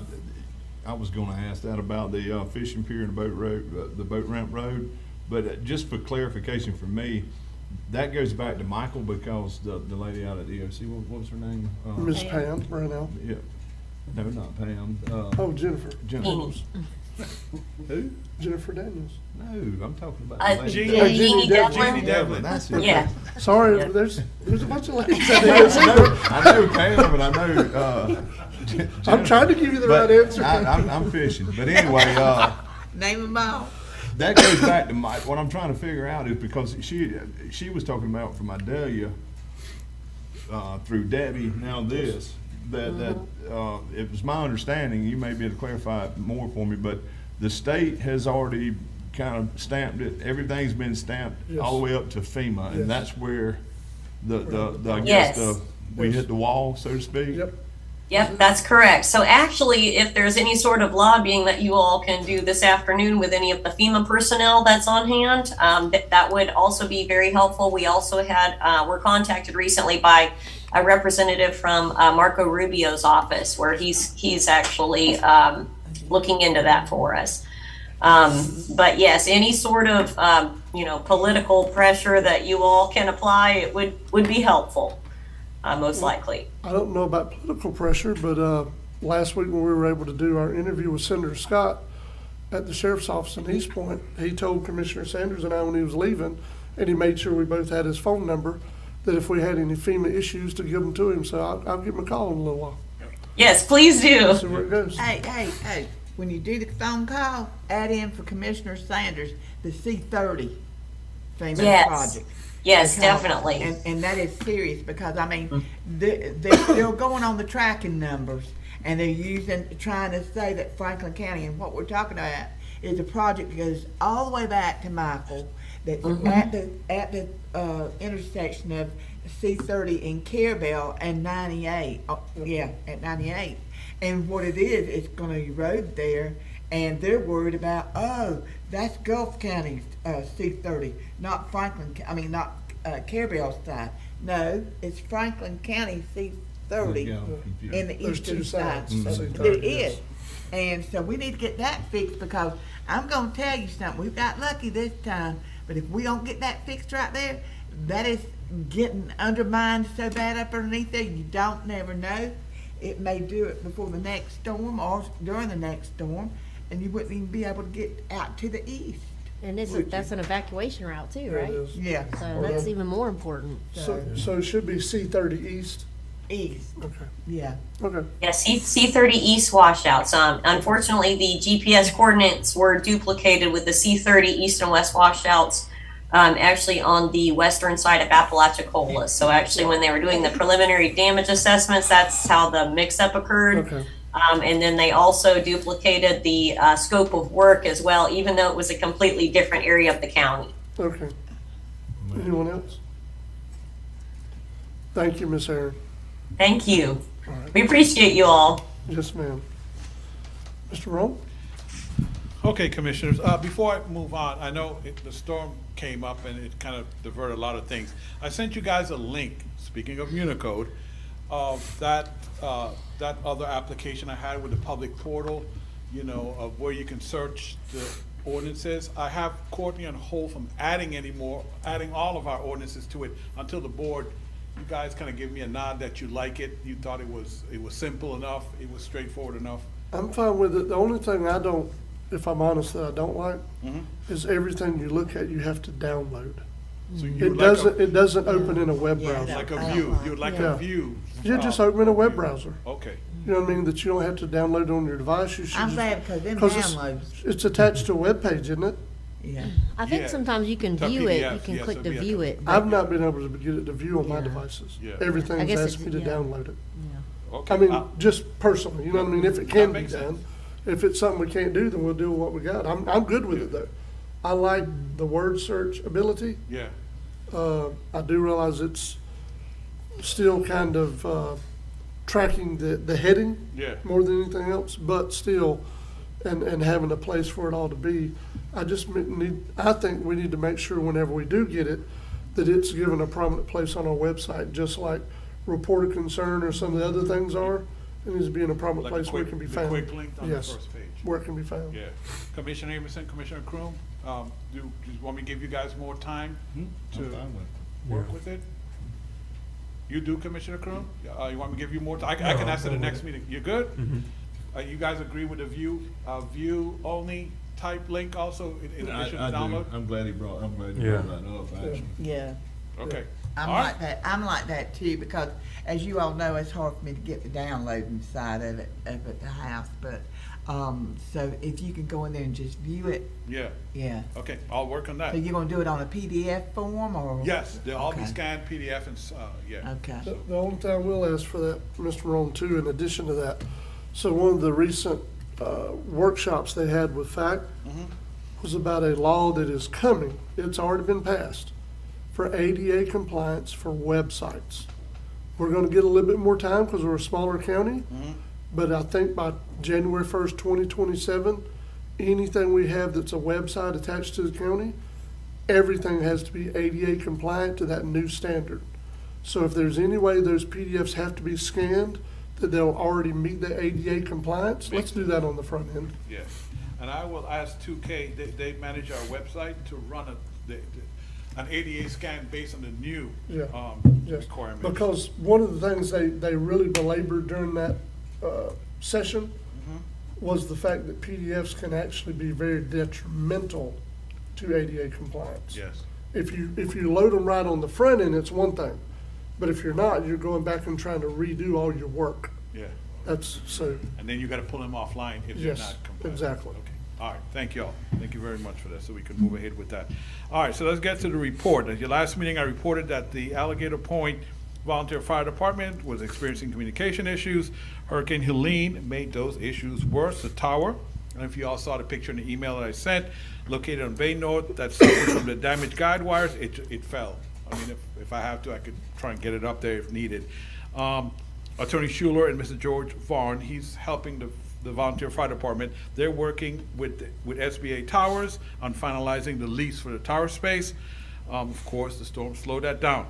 Attached to my report is an email from Mr. Vaughn with a breakdown of what it will cost to co-locate the repeater or relocate the repeater on the tower owned by SBA and demolish the tower at Bay North. They are asking for some financial assistance from the county to relocate the repeater to this tower. When you did it for Appalachia, I think the cost of that repeater was $32,951.67. If you saw the email I sent to you, basically, they're saying it's going to cost $48,443 for the new gear, the antennas, the coax, etc.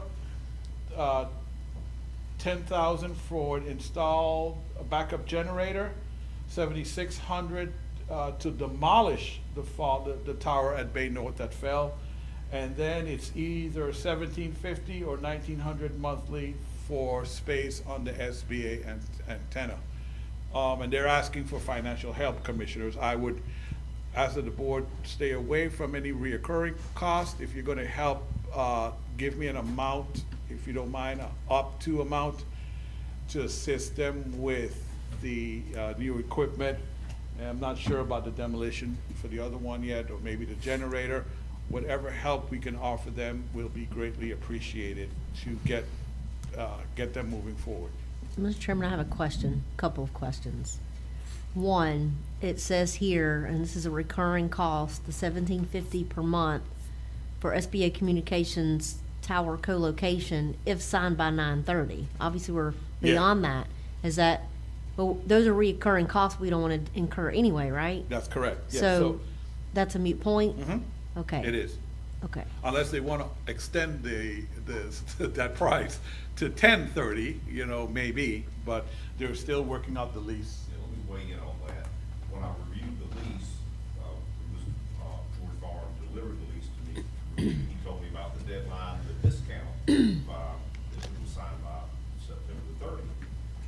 When I read the lease, it actually says March of 2025, and you still get the discount. So one of my points of concern back to SBA was, what's up with this deadline? Because you're telling us one thing, but your contract says another.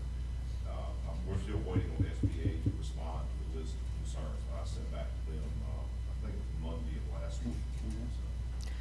And another thing, this money that we're using, is that come out of their MSBU funds, their account, or where is this gonna come out of?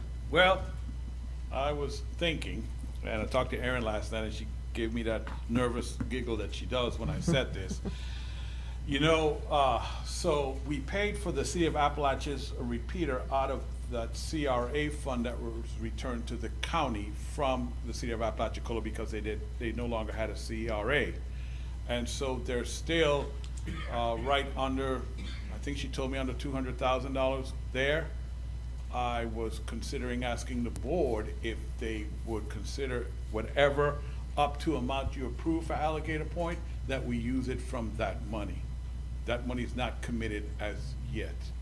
The CRA money from Apalachicola? Okay, you remember, okay, I'm not sure. Was you here when that was dissolved, or that happened before you I got was here? not. Okay. I remember the discussion about it, but I was not here when it Okay. actually dissolved. So, Apalachicola had a CRA at Right. the time, and, we had to give them a certain amount of the tax money for the CRA. Right. Well, it was discovered at some point a few years ago that their CRA was no longer valid, so they had to return that money back to the Okay. county. I And we've remember been that. holding on to the money, mainly for Leslie Street is what we were doing. It seems like, well, at least before the storm, Leslie Street was progressing. I will say, and in all honesty, Mr. Wade had asked that there's other projects within the city that if we don't have if Leslie Street is fixed, because they got an FDOT, somebody help me, is it SCOP, whichever one. Small Scrap- County Outreach Yeah, I Program. believe that they got to fix Leslie Street from FDOT, that if we didn't need it for anything else, or if the funding ran short and we didn't need it, that he would like to approach the board about some other projects. Which is fine, but I do believe this is a very important project, and that's a Very good important. funding source for it. And then we could discuss what's left over with Mr. Wade about what the city would need to use it for, if we so desire. I agree, it's extremely important, but are we allowed to use community redevelopment agency? It is not. Yes. It is not Funds that. from Appalachia? It was not that. It was already, it had already dissolved, and we were still giving them the check. It, And they had to turn and return that money because they still didn't have a CRA in place. Oh, okay, I see, to answer I your see. It was question, our it goes tax I just back- didn't want to I just want to make sure we can't divert something from a CRA for a municipality to another area of the county that's It not. went back into your general account. Okay, when- all right, when it all was right, that's all, refunded to that's the all we're county. now. So I'm sorry if I didn't explain Okay. that correctly, Well, yes. my question is, and I'm all for this, because we need to get it up ASAP. yeah. But the thing about it is the county has always partnered with all the fire departments and tried to meet their needs as much as what we can. But is the fire department able to finance some of this also Yes. out of the MSBU? Yes, they said how What Mr. did Mr. Vaughn, Vaughn say? when I met with them, they said basically any help the county would provide would lessen the strain that they would have to seek funding for. There wasn't- So what was the cost of the repeater tower at Apalachicola, or the repeater? for- 32.9 was the repeater Okay. from Appalach. Okay. Okay. But that was the entire cost though, wasn't it? Yes, it was. Okay. Yes. That included shipping, Yeah. I believe. I don't know about install, I believe Appalach paid for their own for installing it because we were waiting for the Duke that whole arrangement with Duke about moving the tower, and that took a lot longer than they thought, and, you know, they had a lot of pressure to get that repeater up on that tower working. Okay, the property, like the generator and all that, Mm-hmm. who is gonna be have the ownership of that stuff? Would it be the fire department? Probably, unless you want what I'm ownership saying? of it. I'm not, On that. and I'll say this, Commissioners, I'm asking for them, but I'm not telling you to pick which one or one. Maybe you go what- up to a certain amount. Yeah. And, yeah, you guys. you know. Well, Mr. Chairman, doing the math, if we take away the recurring cost, it's $66,044.53. Now that's for the 48,000, the 10,000 for the demolition. It definitely needs to be done. So I guess we could do it up to 70,000, 68,000. If you wanna do 50 and. Cause what? You know, that's what- I mean, I don't have no problem doing that. But, yeah, I don't have no problem. But my question is, we need it up and running as quick as what we can. And so I agree with you, Commissioner Ward, if you got a problem, how much money do you think? You think 50, 60, 75? I mean, the demolition is not, let me say, the demolition won't hinder getting the service restored and getting it moved. That's more of a liability and a safety matter, you know? God bless you. Bless you. So, So without that, you're looking I'm at not about saying not- 60,000. Yeah, I'm not saying not to do it or to do it. I just kind of want to make sure you guys understand, because I hear what Commissioner Sanders is saying. The point here is to get that system up and running ASAP. Yeah, and I understand that, but at the same time, I want to respect the city of Apalachicola and their request, even though we don't have to. I would like to keep, do a working relationship, keep a working relationship. Yeah. But the big thing is all the grid stuff, you're gonna have that. Co-location. I would say, let's see, 48, 58, 58, that's 63. 60,000?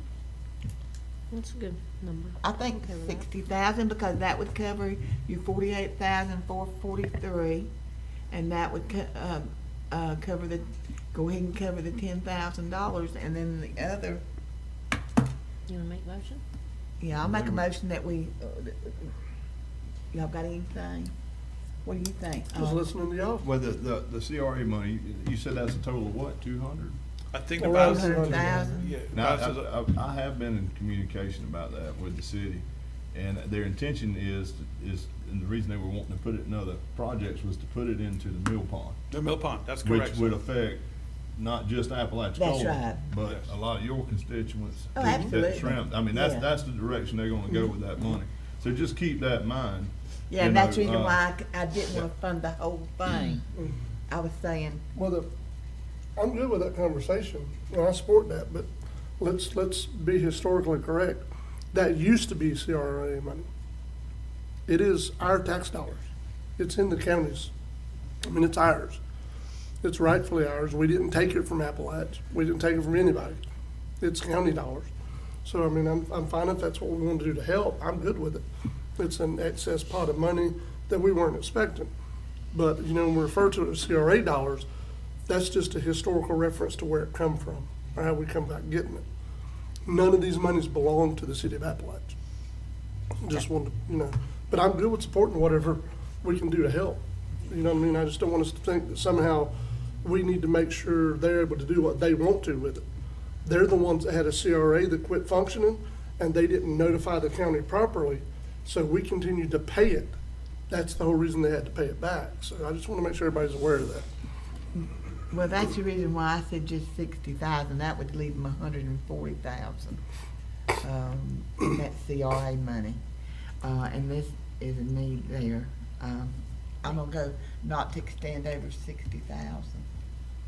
So up to 60,000 is your Up motion? to Okay. 60,000 is my motion. Okay, so we'd have a motion to approve by Commissioner Sanders from this pot of money, from the now defunct Apalachicola CRA, to expend up to $60,000 to help with the installation of this tower for the Alligator Point Fire Department. Second. We have a second by Commissioner Ward. Any discussion? All in favor? Aye. Any opposed? That's unanimous. Mr. Chairman, I do have something. In the meanwhile, though, we gotta have something in place for all this to transpire to happen. It may be months before this happens, right? And we're hoping not because they have the repeater, so it's just getting the repeater up on the tower. It's not Okay. like with Appalachia where we have to wait to order the repeater. Okay. So, Well- but to answer your question, Renee, there is a system they have in place by using their cell phones and Yes. texting, I believe. Okay. Yes. Yeah, the Yes, Everbridge, the and it's still notification. functional. The only Yes. issue is, once they, I'm trying to remember how she explained it to me.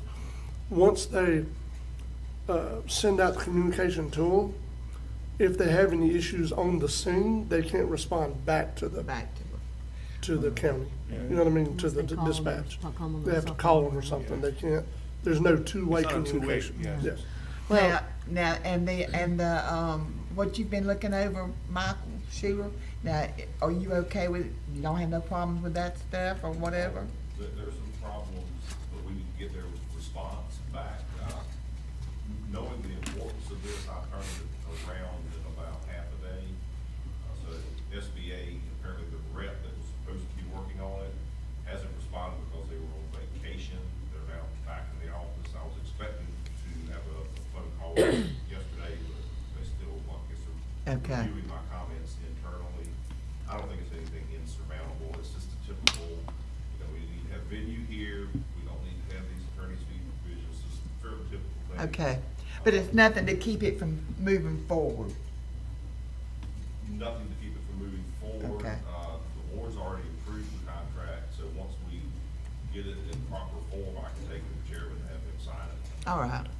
Like with other things, I'll drive it over to, the auto parts store to get it signed on the counter. I just want to make sure, Mr. Chairman, that there's no delay in these people getting emergency Right. response. That was my only concern while we're trying to get all this stuff fixed and Right. repaired and. That's where I come from too, treated. and like I said, if we hadn't worked out with Apalachicola, I'd say take it out, all their MSBU monies, because they got, a little bit, but not. I'm gonna be fair across the board with everybody, Any more discussion before we vote? I think we already voted. Oh, did we? Okay. Did we already vote? Well, we were talking about the same thing, so I got lost. I just wanted to make sure. We did vote, okay. I don't want to skip not voting. Yeah. That's why I waited to talk about it after, because sometimes we get lost in. Well, down the trust rabbit me, I hole. try to keep up with it. I don't know, he kept this morning pretty straight, didn't he? I tried. Yeah, you did. Go ahead, Mr. Rowe. Item number 4, Commissioners. Attached to 3 or my- 4? We did 3. We Oh, did, that's right, that's Aaron right, did Aaron 3. did 3, okay. Aaron did My 3. bad, sorry. Kind of repeated that particular one. Attach are copies of a Florida Commerce application for funding and a letter of support from the East Point Water and Sewer District. Both documents relate to the Team Franklin project, which seeks to address the workforce housing problem in Franklin County with the creation of a private-public partnership. Commissioner Ward is the board's appointee to this committee and may have some additional comments regarding the project. All they're asking for is the chairman's signature on the letter of support. Mr. Chairman, this is just so that the board and the public is aware. We had our meeting last week, and this is time sensitive.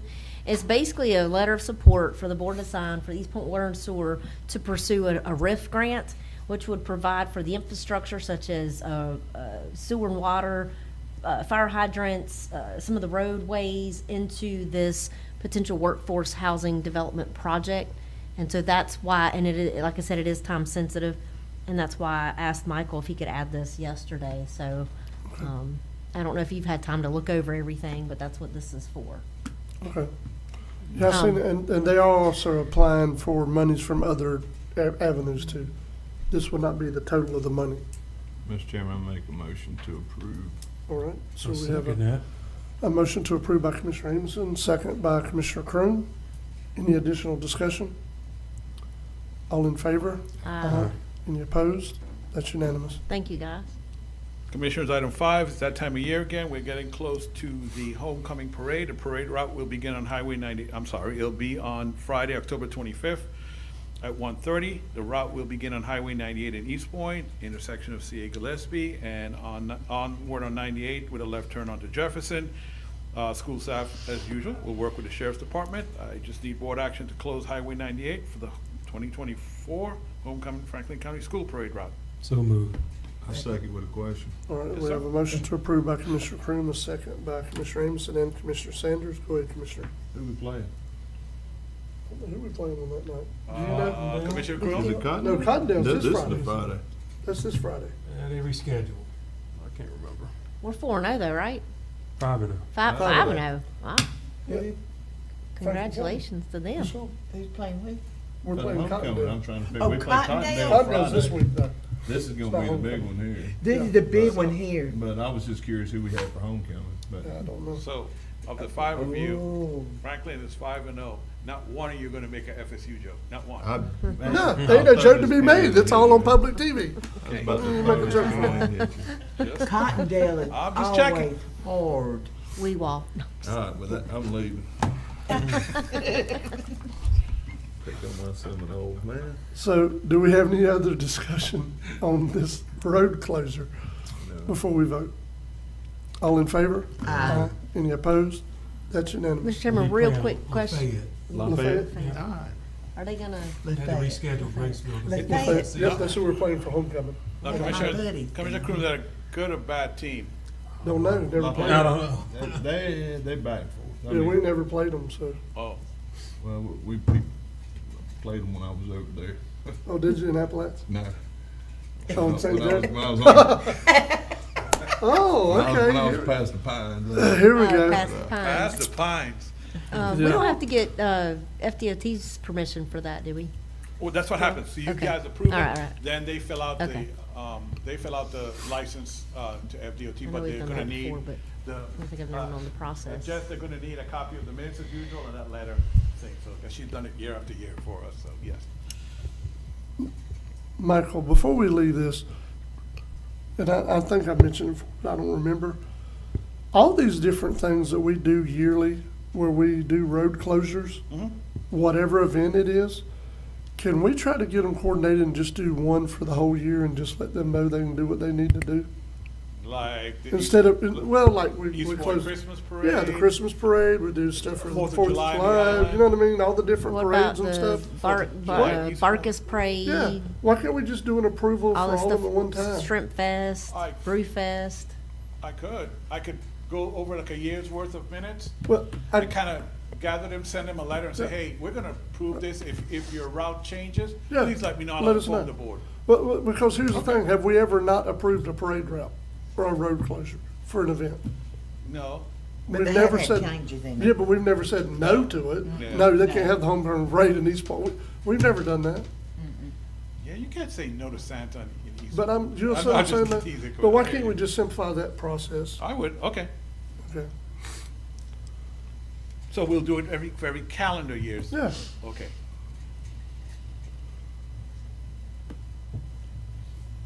All right, I'm sorry, go ahead, sir. I'm You're good. writing notes. I have to write everything down, y'all. You're I'm good. sorry. The But if important there thing is, is, but what you're saying is if there is a change in the route, though. Yeah, we need to be Okay, informed okay. of changing the route, or you can bring it as board information. Okay. But, you know, we should be able to do a blanket approval for road closures for, you know what I mean, for stuff do. that's historical. Yeah. I get it. You know what I Okay. mean? I'll do it. We'll work on that and get it done. Okay. So if I could, the next meeting, I'll try and do the ones, no, we almost at the end of the year. Okay. Finish with that one? Yep. Okay. Item 6, at the previous meeting, I informed the board that we're in discussions with Cloud Permit for the online compliance and business tax certificate application, would include a public portal, and they'll all be tied to, I think, meant to show you, they'll be all tied to a parcel number, easier for the public to find, to see. Attorney Schuler reviewed and approved the final draft of that agreement, so it's good to go. So I just need board action to authorize the chairman to sign it, so we can start on those two projects. So moved. We have a motion to approve by Commissioner Amison, second. second by Commissioner Ward. Any discussion, commissioners? All in favor? Aye. Any opposed? That's unanimous. Commissioners, you know your next meeting is on the 15th, 2 Okay. weeks from today. All right. Anything else from Mr. Morone before we proceed? There I'll you go. probably call you as soon as we leave. Yeah, I probably will too. That's what I'm thinking. Okay, Or Attorney tomorrow or sometime. Michael Schuler, you're up next, sir. All right, Commissioners, your staff has identified two apparent violations of ordinance number 81-6 and zoning code violations involving travel trailers. One is at 1863 Lighthouse Road, Carabel, Florida. The other is located at 263 Patton Drive, East Point, Florida. I'm requesting board authorization to undertake code enforcement and or litigation enforcement actions against those two property addresses that I just read off to you.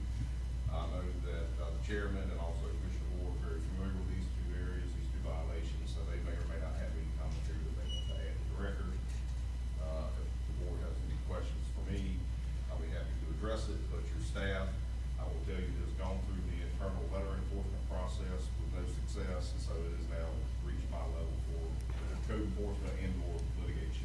Okay, so now we need to do these as two separate motions, correct? I will do them as separate Okay, motions. just want to make sure.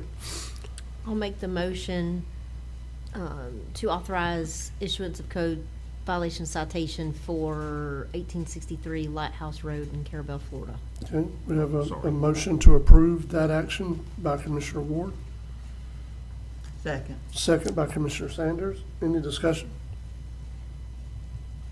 All in favor? Aye. Any opposed? That's unanimous. And then the next action item would be to authorize code enforcement and or litigation to enforce ordinance 81-6 in your zoning code for the property located at 263 Patton Drive, East Point, Florida. So move. Here we have a motion to approve by Commissioner Ward, Second. second by Commissioner Sanders. Any discussion? All in favor? Aye. Any opposed? That's unanimous. And just so the board knows, I will give those property owners one final warning letter before undertaking formal enforcement. Just give them one last chance. Okay. Mr. Chairman, while we have Attorney Schuler, if you don't have anything else, and I was gonna wait to do this at the next meeting, because, you know, with all the stuff we've had going on, I didn't wanna bring up code enforcement with things, but my frustration is, and I went and sat with county staff, and we talked about the process for code enforcement, what happens. So from the time they get a complaint, they verify it's a valid complaint, whether the health department gets involved or not. They send multiple letters, there's no compliance, then what happens? Nothing. Nothing happens. We're not collecting fees, even though in our ordinances it says collecting fees. And I met with Attorney Schuler, and I was like, at what point do we actually start holding these people to the fire? I'm tired of it, quite frankly. I've been sitting in the seat for 4 years, and I've been a very big advocate for code enforcement. I've talked to this individual that lives on this property. He's not the property owner, but he is just blatantly, oh, I'm getting around to it, I'm getting around. And then he's moved a dilapidated storage shed and living in it. It's almost like a slap in the face. And I'm tired of it. So I want us to start following through with things. I don't want these letters, 50 letters being sent where they just get thrown in the garbage. I know that we have a magistrate now. Let's use him. We have the sheriff's office doing code enforcement. Let's get what we can do to help that process. So I know that the health department can't put liens on properties. I know we can, but I mean, obviously, I don't want to do that, but I think it's getting to the point now where we all talked about stormwater drainage and the county's right-of-ways and this and that and the other. I mean, we need to start as a county moving forward, being a little bit more enforceable with our things in our county. Otherwise, it's just going to continue on down the road, and commissioners sitting in these seats after us are still going to deal with the problems. And it's problems that have plagued this county for years before any of us were sitting in these seats. So we've got to do something. Yep. Is there something, Attorney Schuler, in the process that's delaying or making it take as long as it's taking? If you're able to answer that, I'm not real familiar with the day-to-day details of how staff, what they're doing in terms of sending out letters and making visits. I know they're diligent and they're fair, but I know they're overworked. I mean, we've had these discussions, y'all have had these discussions about there's just so much staff time that's available, and that takes a while to work for them to do everything that's, on their plate, but. Right. And I know, Mr. I think Chairman. it's just human nature's process of being a small rural county, and this is a structural change that the county is going through right now with code enforcement, so it takes a little while to, get it up and going, but. Is there something different about our structure that needs to take place? I guess is what I'm trying to find out. So there's a think- point that staff can get to, and staff's done all they can do. I think that's It's where then what's next Right. is where we're having a problem, I think is what the commissioner's trying to say. And Mr. Chairman, not to interrupt, and I think Courtney's on the line. I sat down with her. I think it does get to that point where they send 2 letters, I think, and even the health department staff gets involved. If it's in, sometimes not Right. all complaints concern the health department. Right. They all send letters. They get 2 letters, certified letters. And then they after that second letter, if they don't get any resolve after that second letter, it's supposed to go to both attorneys, I guess our attorney and the health department attorney. And after that, if there's no compliance, it's almost like, to me, from what I gather, a ball gets dropped. I'm not saying on anybody's part. I'm just saying it just seems like that's it. And there's no continuity. And I'm getting emails from these people that live around this address and other addresses about what's going on now? What's the process? Well, we've got that new portal now, which I love, because it will tell you and give you updates, but then it just stops. It's like, his deadline was September the 2nd. He hasn't complied. They went out and did a recheck. Nothing's been done. Now what? Nothing happens, which is why I talked to Attorney Schuler, and that's why we took this action today. But that needs to happen for every complaint we get, not just 1 or 2. We've got to start making point to let people know that we're not going to put up with stuff like this anymore, because that's what they're doing. They're getting these letters, they're throwing them in the garbage. Well, they're not going to do anything. They don't care what we do. That's why we're in the position we are with a lot of the properties we have right now, because of that reason. And that's just my soapbox. And Courtney, if you want to get on and elaborate of your process of where the breakdown is, because I think that's what we're trying to figure out, is where in the process we as a board can intervene, or somebody can help with facilitate the process so there is continuity. I think it's just that last step. After we've sent 2 letters and the health department's gotten involved, there's nothing, like, other than send it to the Attorney Schuler. We don't know what else to do at that point or what happens after that. And if we're left without anything, even if we get a code enforcement officer, they're not going to have anything to enforce either. So we've got, staff has our steps, but we don't know what happens after that fact, or if there's anything else we need to do to, move it faster. I know it takes us time. The health department and I go out probably twice a month. We go out for full days at a time and go visit every property that we can that's been on the complaint. But once the update stops there, we don't know what to do if they don't. I guess staff just needs direction. If they're gotten their second letter, like, how many letters do you want me to send out? And if they've gotten their second notice of violation, do we need to bring those to the board so that you guys can say, hey, okay, let's do this on this one? Because I can't do that. I can make a list and bring it to you guys, but that's just up to you.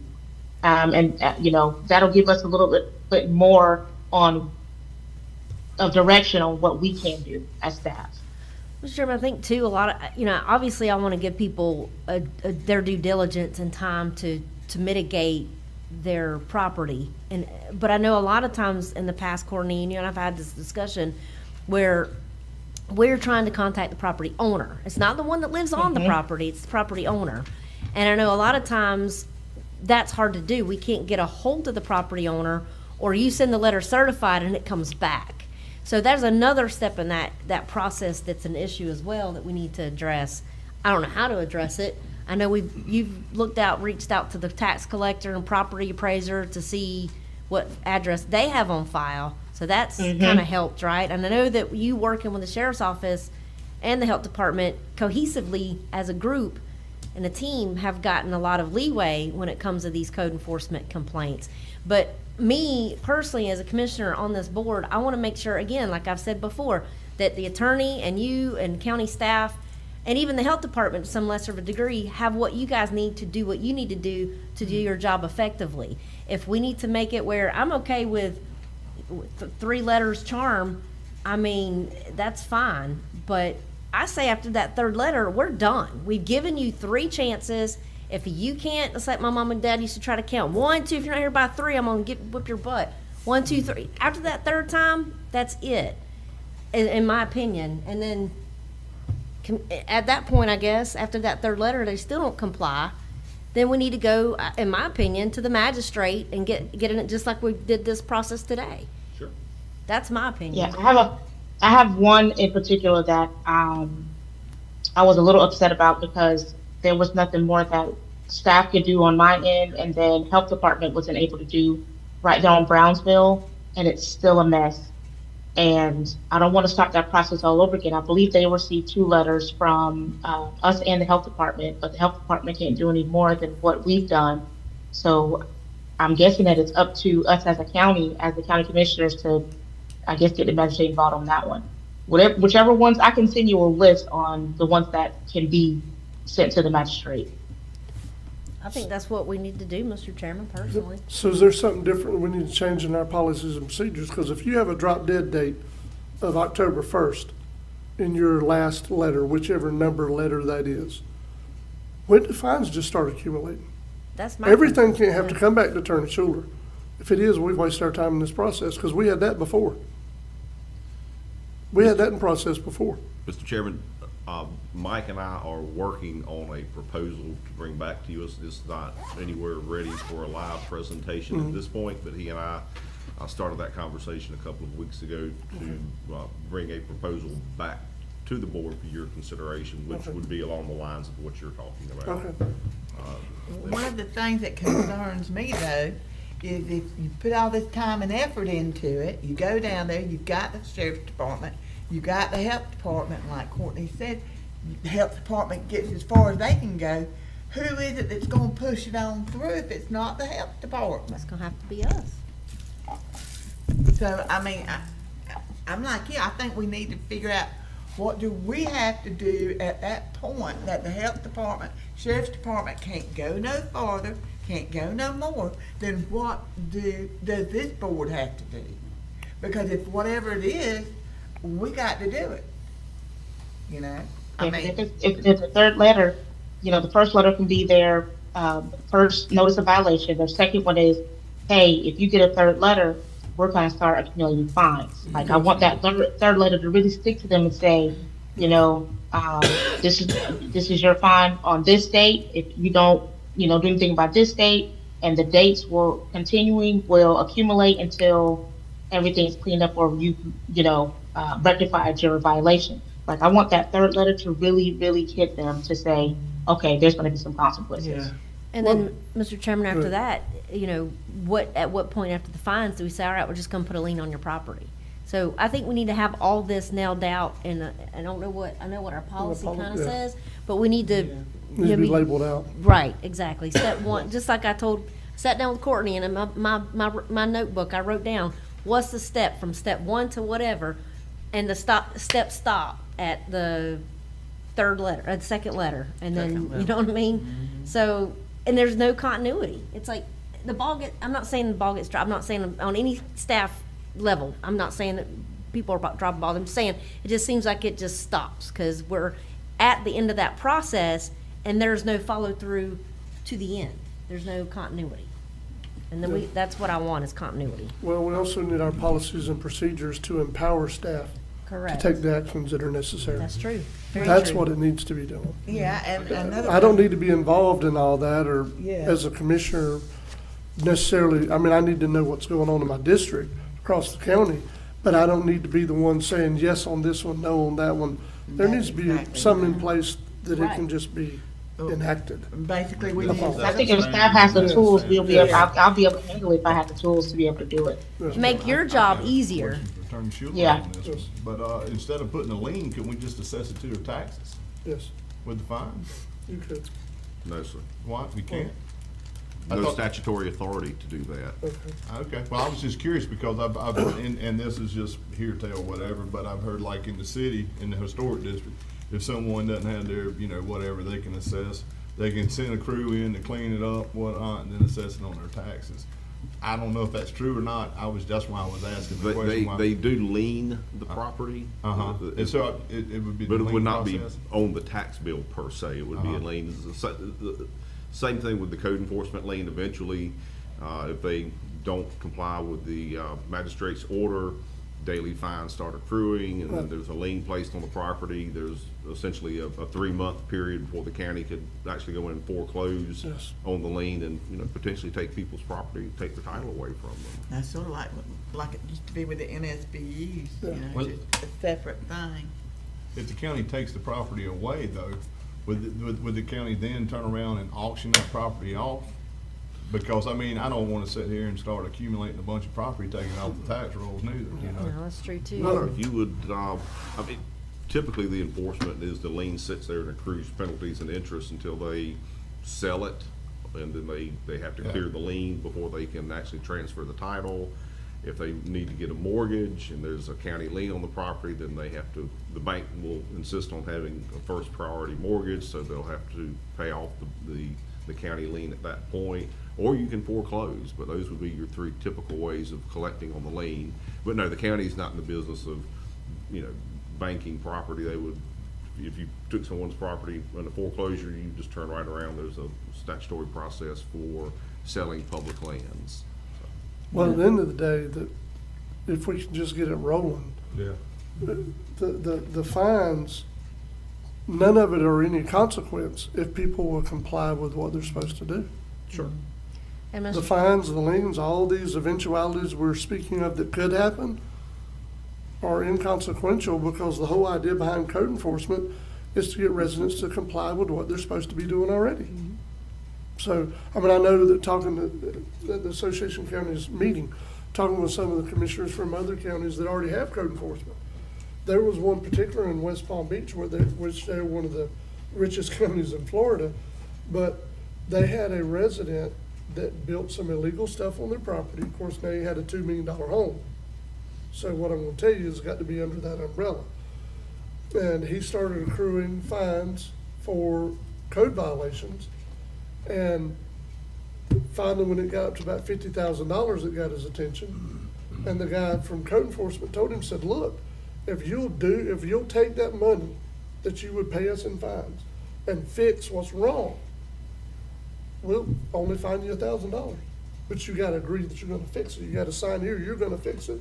You're gonna use the money you would have paid in fines to the county to fix the problem, bring it into compliance. And that's what they did. You know what I mean? So it's not necessarily about just trying to take everybody's property, but that is an eventuality that we have to discuss, so we know which way we're going. And Mr. Chairman, I'll be honest, if you come at me and you say, I'm gonna take your property if you don't clean your property up, I'm gonna be cleaning my property up, because I don't want the county to get my property that I've worked so hard for my whole life, or. Yeah. I agree with the chairman though, when he said that we need to go ahead and do something that is across the board, because, it don't need to be, like you said, each commissioner saying this, that, I the agree. other. There needs to be a standard a- practice. A uniform practice across the board, because as y'all know, and y'all remember, every time like I do, we do not work with just a commissioner when the whole board does something. So, Let's be honest, you guys do the first 5. You guys are all witnesses to social media and how it gets out there. You do 5 effective enforcement issues, and it gets out there, everybody then, they will try then to keep in line, because I don't want the county coming to take my property. That's what's gonna be said. So yes, effectively, if we get it done, the first few we get done, commissioners, I think it makes it a lot easier for everybody else. So what we need to do for the next meeting is get this hashed out, or what the process is. Courtney, if you could work on that, get us what process you want, and what's gonna help you, what's gonna help the health department, Attorney Schuler, y'all can all work together. And that way we can maybe Okay. vote on it at our next meeting. Is that okay? Okay, we'll try.